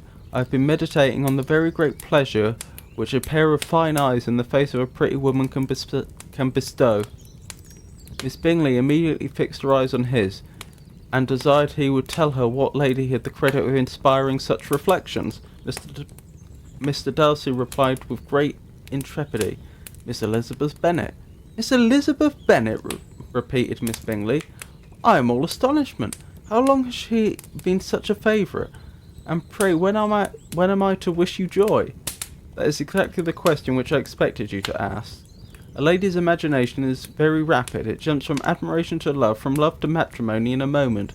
I knew you would be wishing me joy. Nay, if you're so serious about it, I shall consider the matter as absolutely settled. You will have a charming mother-in-law indeed, and of course she will always be at Pemberley with you. You listened to her with perfect indifference. She chose to entertain herself in this manner, and as his composure convinced her that all was safe, her wit flowed long.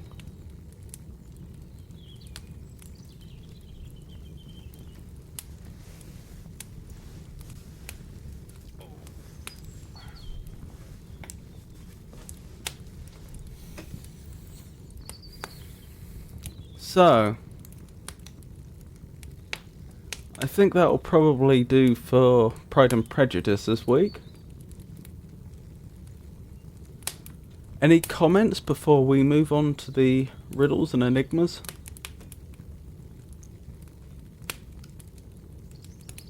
Jenny says it appears that Darcy at first disliked Elizabeth because of her social status, but he gradually liked her more.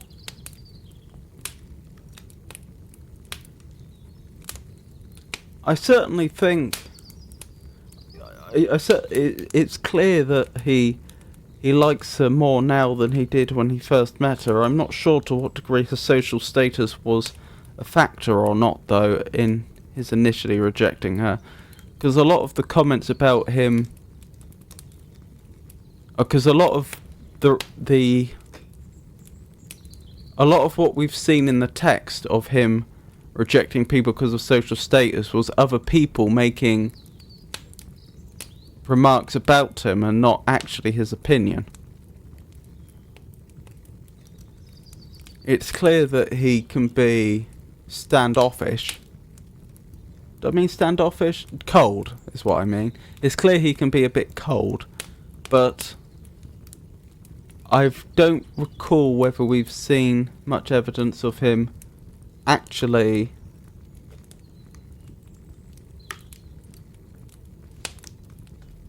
Oh, I do apologise, I had the wrong text up for all that. But I'm not sure if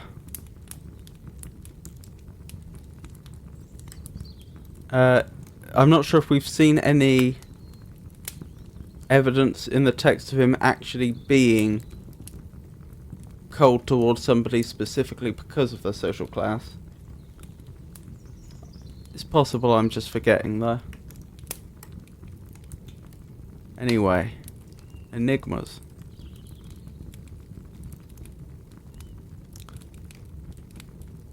So I believe we're up to number 7.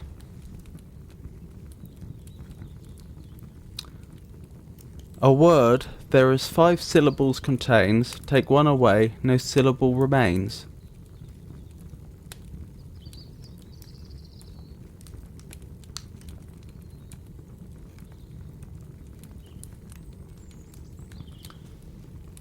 Interesting.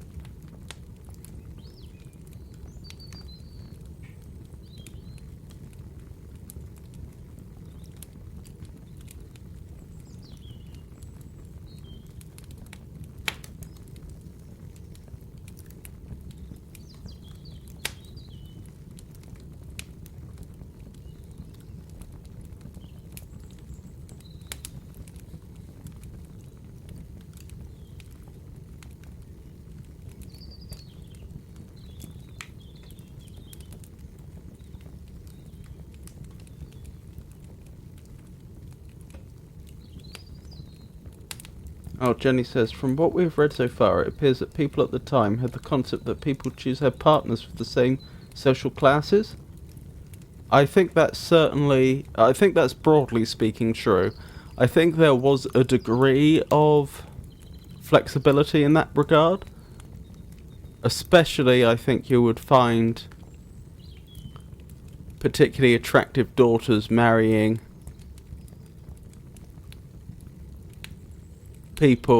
individuals of a higher social station.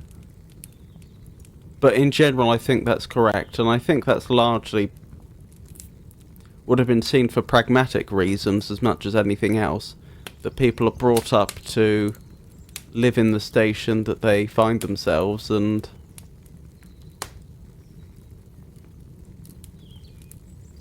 it would have been thought that someone of a particularly lower status probably wouldn't be well suited to society at that level. And the demands placed upon them specifically, I don't just mean in terms of social faux pas, I also mean that there's a lot of things that people in various social classes would have had to have been able to do, such as running a household, for example, which it may have been imagined that someone from a lower class wouldn't have been as good at doing.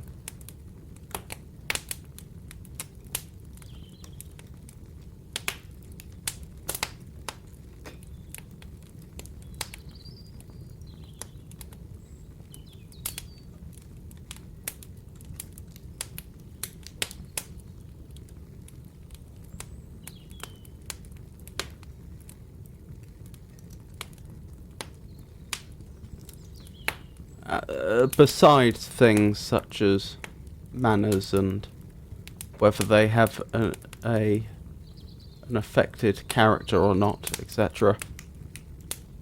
So in general, yes, I think you're right, but I think there was also some leeway.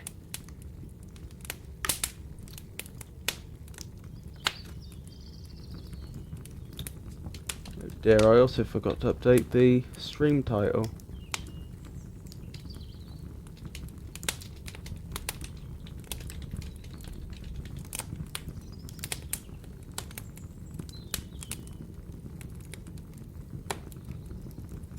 Jenny says the riddle number 5, the answer monosyllable.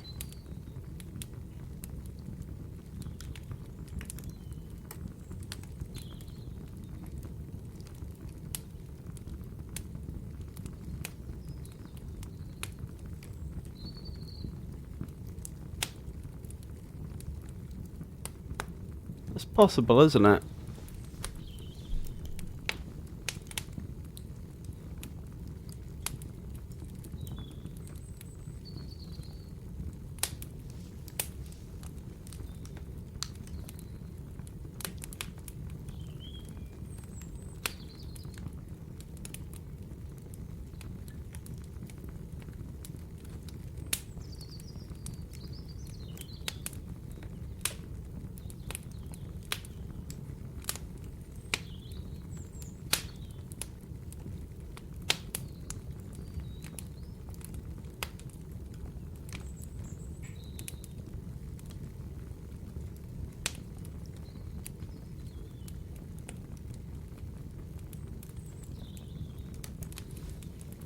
Yeah, that's Let's see if the answer is monosyllable.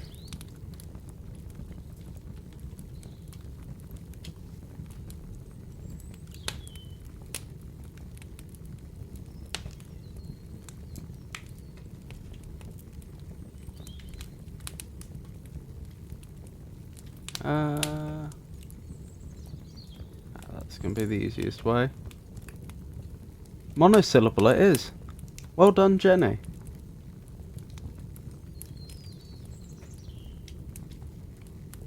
I certainly didn't think of it.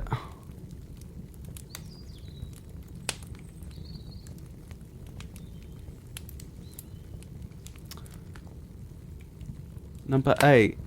Brethren of a wondrous kind, all of us in one you'll find, yet among us all no brother knows one title of the other. Brethren of a wondrous kind, all of us in one you'll find, yet among us all no brother knows one title of the other. Oh, there's more. We in frequent councils are, and our marks of things declare, where to us unknown a clerk sets and takes them in the dark. He's the register of all, in our ken both great and small, by us forms his laws and rules. He's our master, we his tools, yet we can with greatest ease turn and wind him as we please. One of us alone can sleep, yet the rest no watch will keep, but the moment that he closes, every brother else reposes. In wines brought or victuals dressed, one enjoys them for the rest. Pierce us all with wounding steel, one for all of us will feel. Though 10,000 cannons roar, add to them 10,000 more, yet but one of us is found, who regard the dreadful sound. If scents are grateful to the smell, there's but one of us can tell.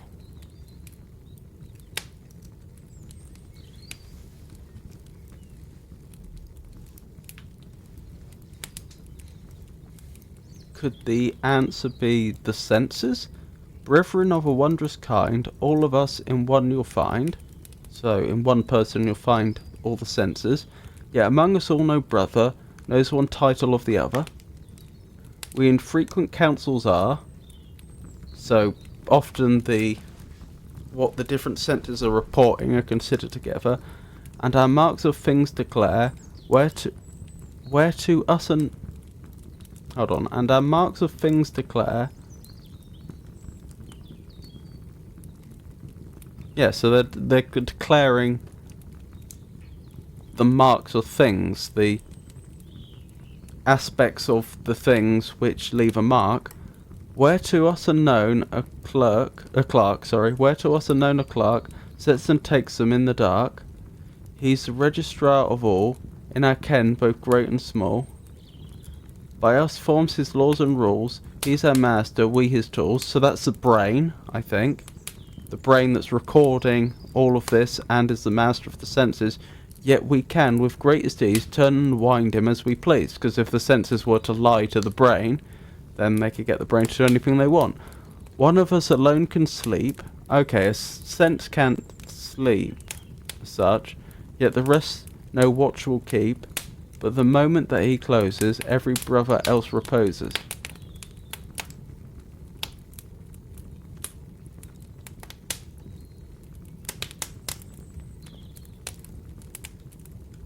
If wine's brought or victuals dressed, one enjoys them for the rest.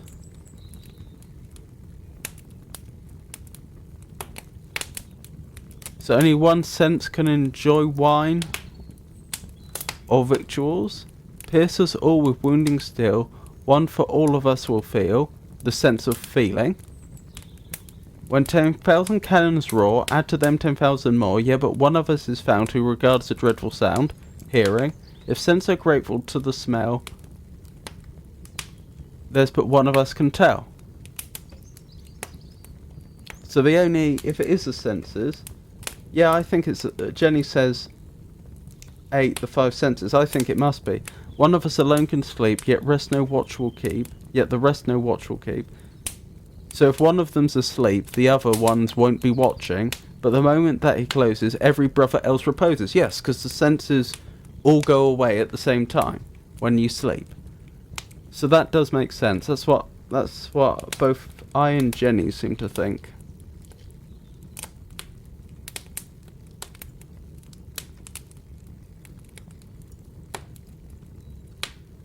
The senses, yes.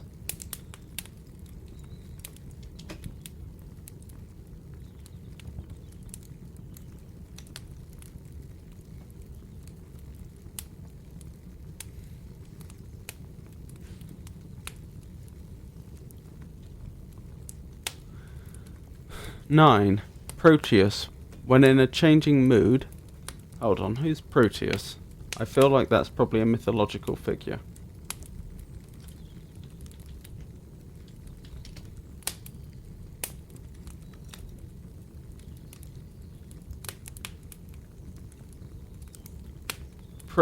Proteus is an early prophetic sea god or god of rivers and oceanic bodies of water, one of several deities whom Homer calls the Old Man of the Sea. Some who ascribe a specific domain to Proteus call him the god of elusive sea change, which suggests the constantly changing nature of sea or the liquid quality of water. He can foretell the future, but in a theme familiar to several cultures will change his shape to avoid doing so. He answers only to those who are capable of capturing him. From this feature, Proteus comes the adjective protean, meaning versatile, mutable, or capable of assuming many forms. Protean has positive connotations of flexibility, versatility, and adaptability. Oh then, that's interesting. Proteus, when in a changing mood, could take whatever form he would. So poets say, but I deny, he ever changed so oft as I. There's scarce an object that you've seen, but I myself at times have been. No, there's scarce an object that you've seen, but I myself at times have been.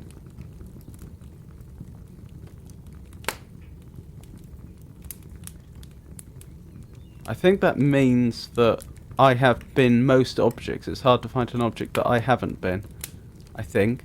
No king from first to latest hour could ever boast a greater power, for let their strength be what it would, by me they did or harm or good. First should I what I've been rehearse, 'twould comprehend the universe. By me they did or harm or... Hold on. For let their strength be what it would, by me they did or harm or good. First should I what I've been rehearse, 'twould comprehend the universe. I've been a spaniel, been a hero, I've been a god, I've been a Nero, I've been a lion and a dove, and sent on embassies of love. Armies are raised by my command, and I can make them to disband. No bigger than your finger's end, the strongest I to prison send, and by authority of me, the wretch from my dungeon is set free. Without my aid, this I may boast, King Charles's head had never lost.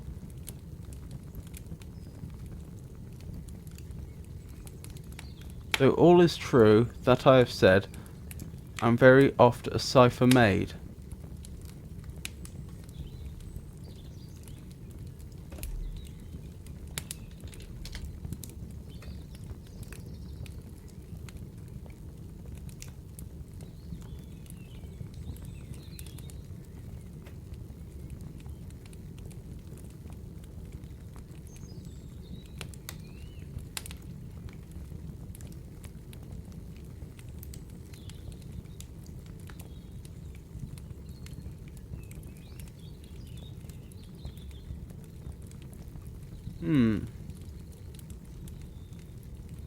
Jenny says a seal. Proteus, when in changing mood, could take whatever form he would, so poets say, but I deny, he ever changed so oft as I. Well, the wax of a seal can certainly change shape. There's scarce an object that you've seen, but I myself at times have been.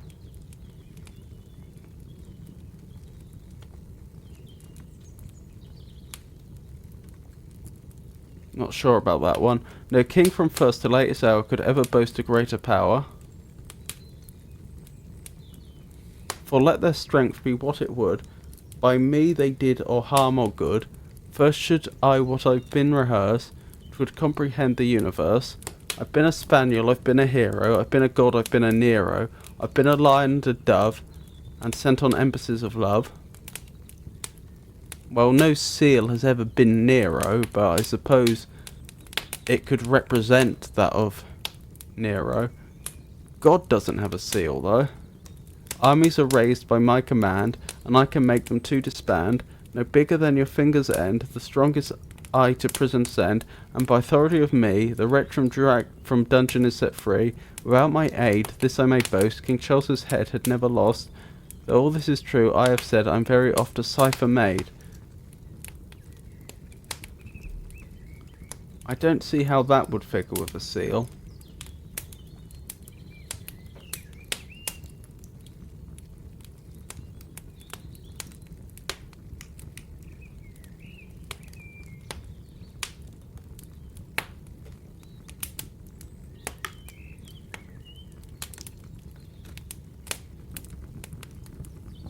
Jenny says a cipher made. Yes. I'm wondering if that's using cipher in the modern sense or not. Just a second.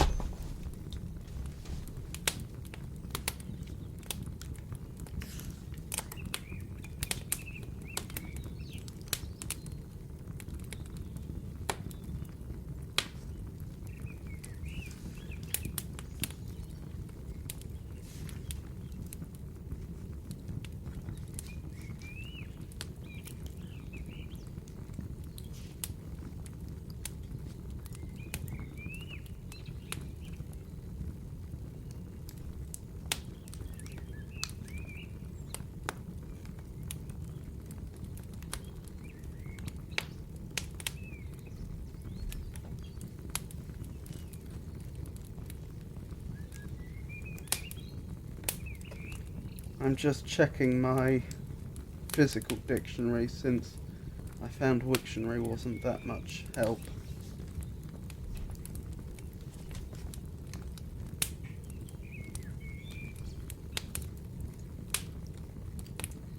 There's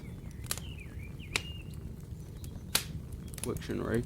0 actually, that's interesting.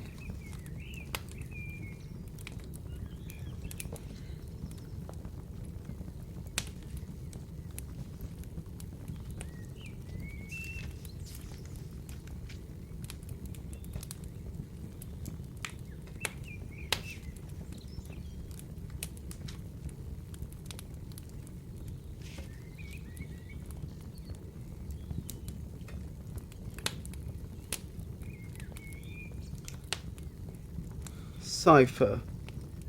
Arithmetic symbol 0, of no value in itself, but multiplying numbers it is placed after, and dividing decimal numbers it is placed before.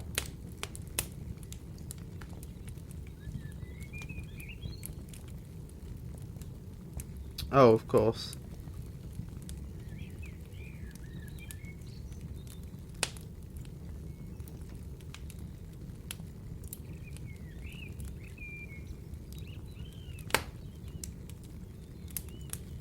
They just mean zeros that you would put before a number to times it by 10, or after a number, or after the decimal point, but before a number to make it divide by 10. By 10, yes, place before by 10. Person or thing of no importance, any Arabic figure, secret writing, things so written, key to it, interlaced, initials of person, company, etc. Interlaced initials of a person, company, etc. Monogram. Or do arithmetic work by arithmetic by arithmetic calculate, put into a secret writing, compare decipher, of organ note, go on sounding when not pressed. So if cipher can mean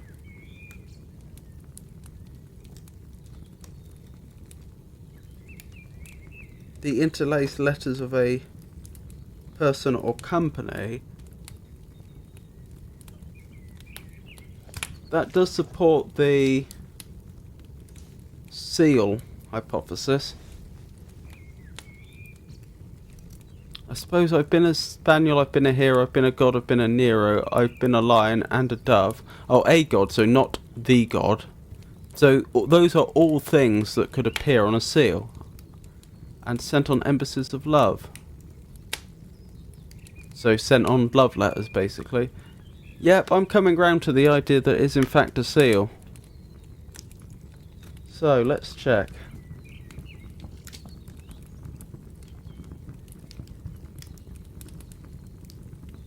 Whoops. Nope, didn't mean to do that.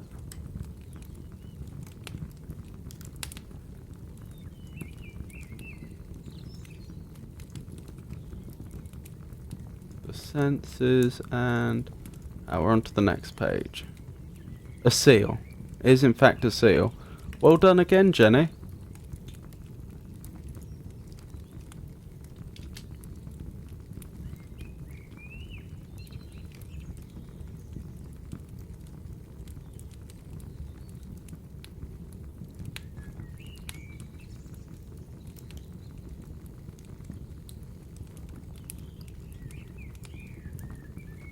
Right, so we're on to number 10. From heaven I fall, though from earth I begin. My lady alive can show such a skin. No lady alive can show such a skin. I'm bright as an angel and light as a feather, but heavy and dark when you squeeze me together. Though candour and truth in my aspect I bear, yet many poor creatures I help to ensnare. Though so much of heaven appears in my make, the foulest impressions I easily take. My parent and I produce one another, the mother the daughter the mother.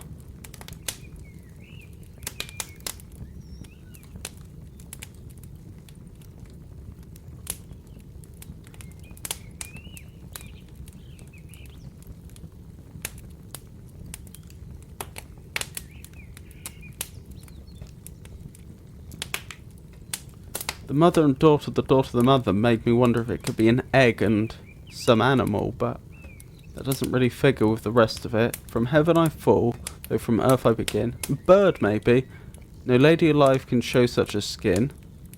Not sure why you'd emphasise a bird's skin. I'm bright as an angel and light as a feather.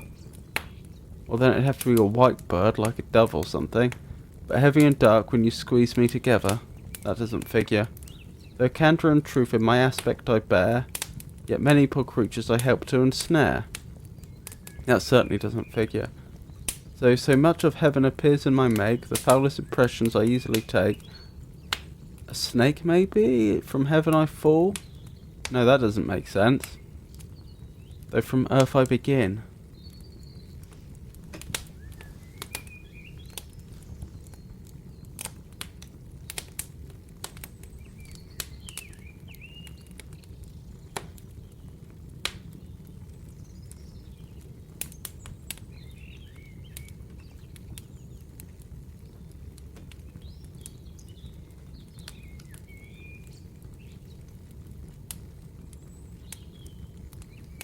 Snow?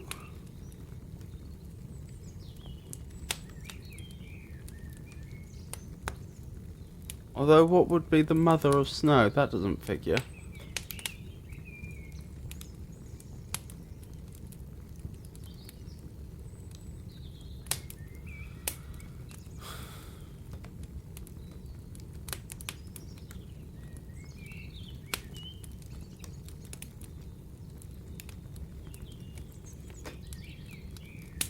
Jenny says, sounds like Jesus indeed. From heaven I fall, though from earth I begin. I'm not so sure about that, but...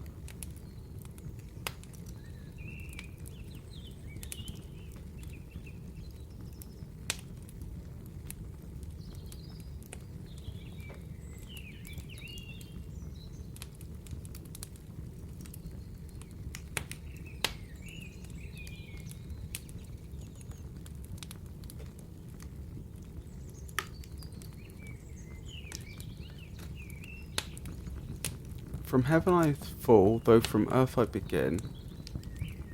No lady alive can show such a skin. I'm bright as an angel and light as a feather, but heavy and dark when you squeeze me together. Well, snow doesn't get darker when you squeeze it together. It does get heavier. The candour and truth in my aspect I bear, yet many poor creatures I help to ensnare. Though so much of heaven appears in my make, the foulest impressions I easily take. My parent and I produce one another, the mother, the daughter, the mother.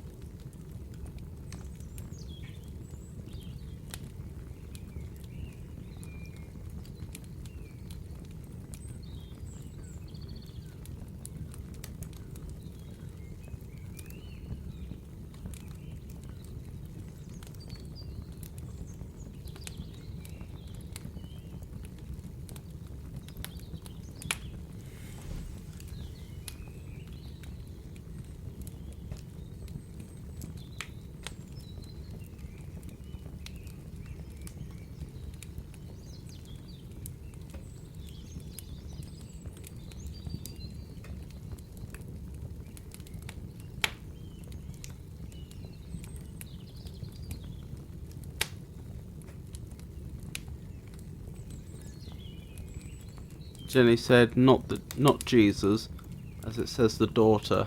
Yes.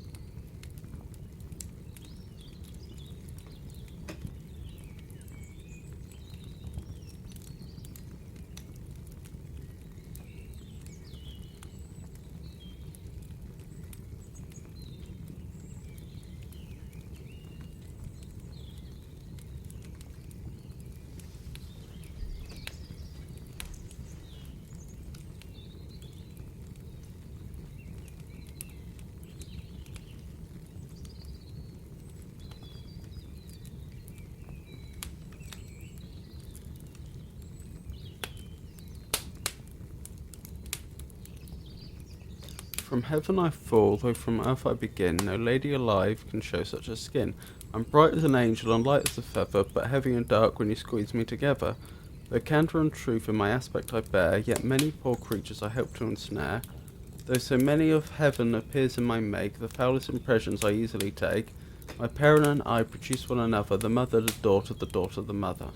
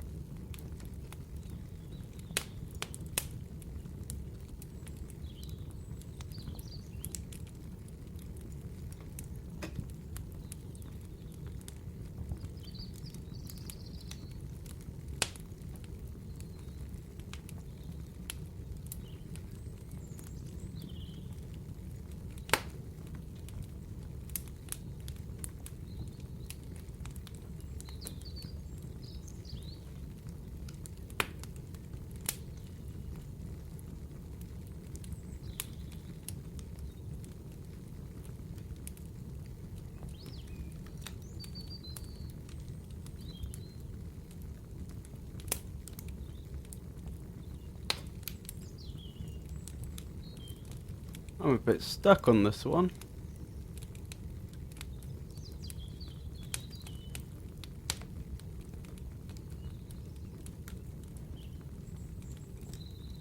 Jenny says, I find it very hard to understand indeed. No lady alive can show such a skin. That means if a lady was dead, then a certain type of skin could be seen. No, I think the phrase no lady alive just means any lady. I don't think they're intentionally implying that they would be different if they were dead.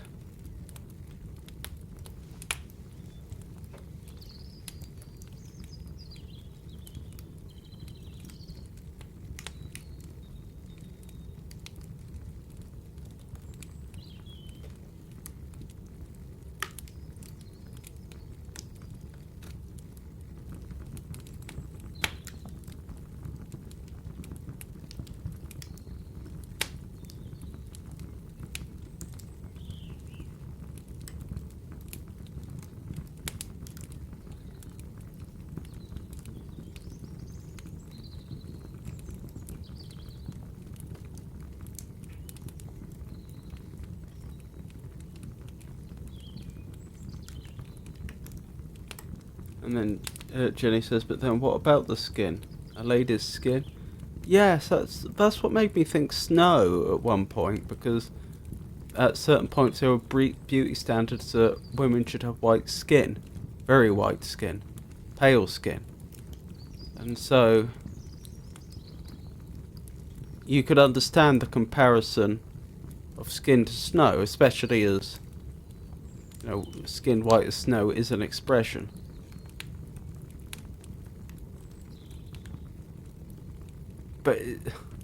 And snow's certainly heavier when you squeeze it together, but it doesn't get darker. It would also explain why it's ensnaring small creatures. But my parent and I produce one another? I'm not sure what you'd consider the parent to be. Water, maybe? From water you get snow, and from snow you can get water? Well, that's my guess. That's the best I can think of. Any final guesses before I look up the answer?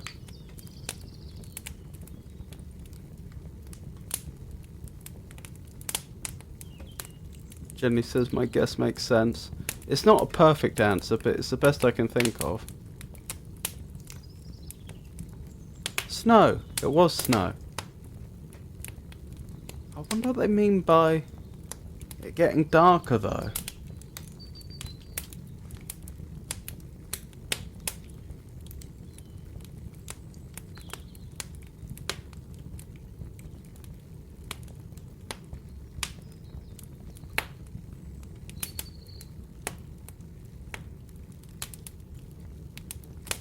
Strange. Okay, number 11. A word of 3 syllables, seek till you find, that has in it the 24 letters combined. Ooh.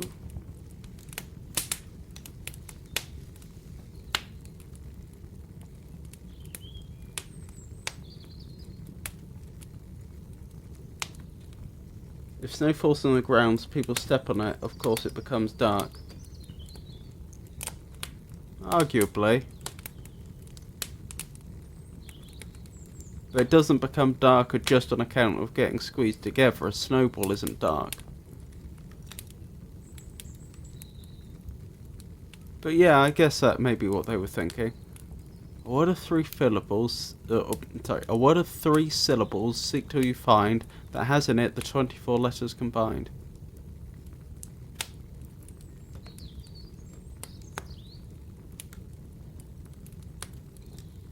Well, arguably, couldn't the answer be 24? That's 3 syllables, and it has all the letters of 24 all together.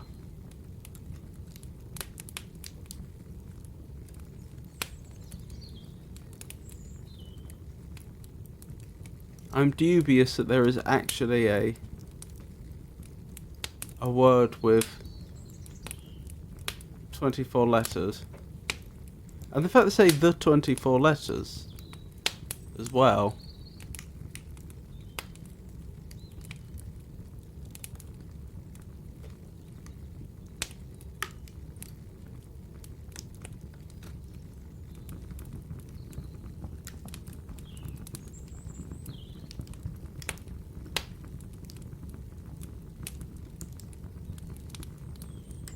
Because of course there's 26 letters in the alphabet, as though we're supposed to know what the 24 letters are.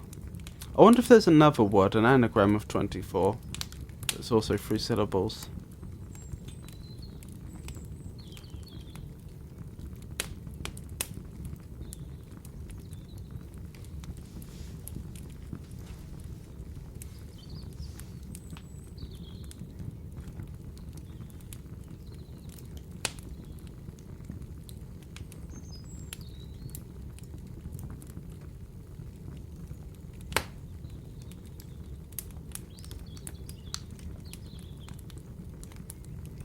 Jenny says UFO. I'm not sure I follow you there, Jenny.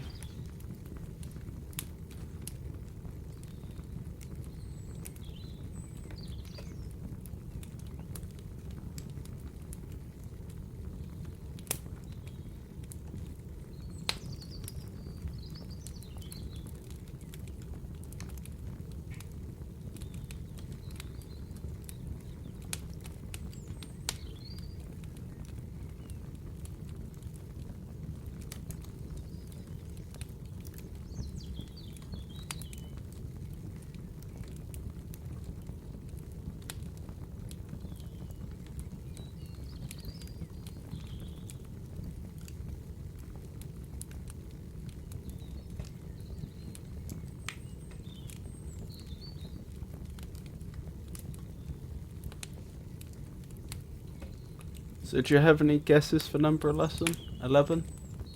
Chat?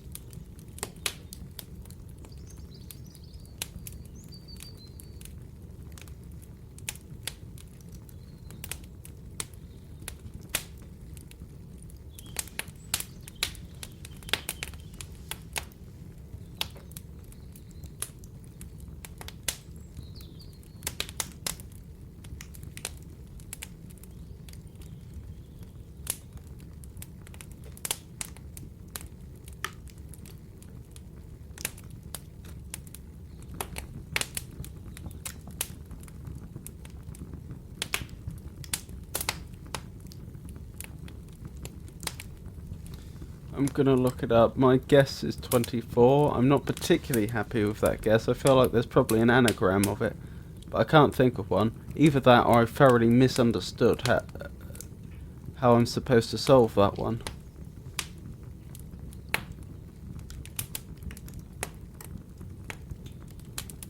Alphabet? Oh.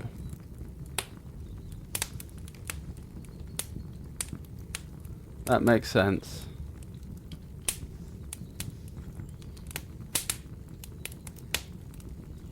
Because of course the alphabet has the 24, has all the letters of 24 in it. Although I do wonder if they considered the alphabet as having 24 letters back then for some reason. Because obviously U and W weren't always considered separate. V also sort of falls into that group. And it's of 3 syllables. So yeah.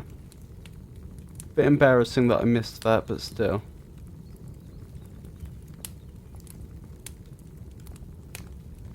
Right, number 12. Never sleeping, still awake, pleasing most... Oh, Jenny. Yes, alphabet is 3 syllables and it contains all the alphabets. All the letters, yeah. Never sleeping, still awake, pleasing most when most I speak. The delight of old and young, though I speak without a tongue, naught but one thing can confound me, many voices joining round me, when I fret and roar and gabble, like the labourers of Babel,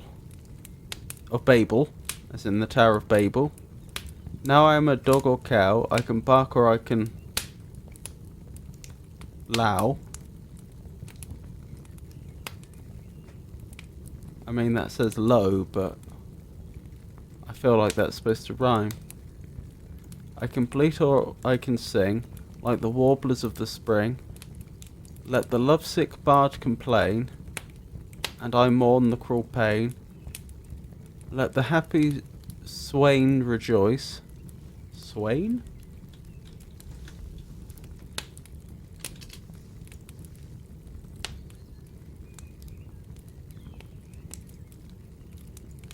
A young man, a boy in service, a servant, a knight servant, an attendant, a country labourer, a countryman, a rustic, a rural lover, a male sweetheart in a pastoral setting. Oh.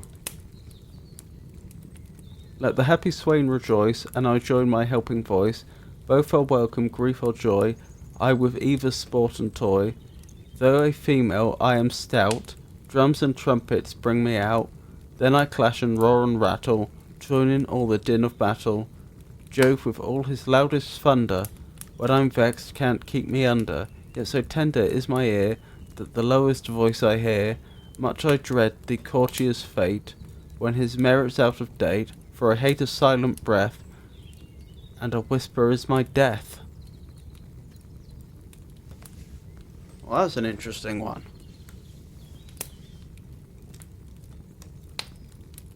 Never sleeping, still awake, pleasing most when most I speak.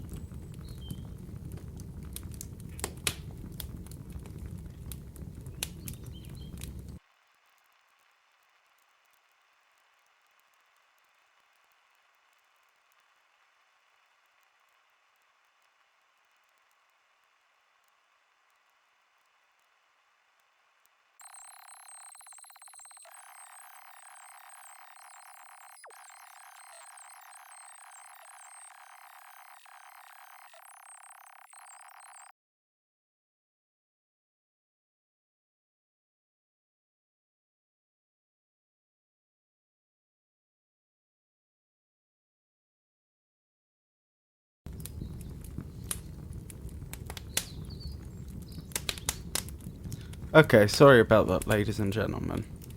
So first of all, OBS hung and it appeared to just stop working entirely. The stream ended unexpectedly, and then when I started the stream again, started OBS again and then started streaming again, I went through the entire end of the stream, only at the very end of all that to discover that my mic wasn't working, because having restarted OBS, it had apparently caused some of my settings to change under me.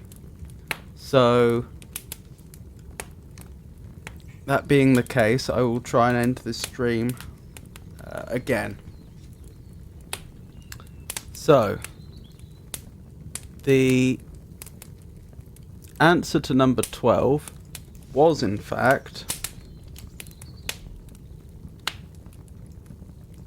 Echo, as Jenny had suggested. So well done, Jenny. You did very well. You successfully guessed a lot more of those riddles today than I did.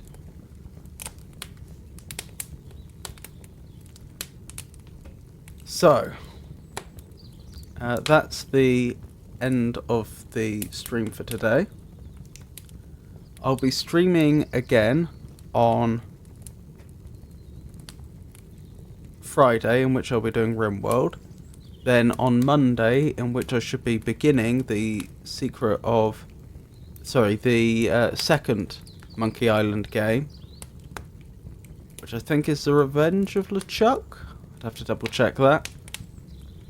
And then next Wednesday, so in a week's time, we'll be going back to doing more poetry, more Pride and Prejudice, more riddles. So thank you for coming, everyone. I hope you enjoyed it, and I will see you next time.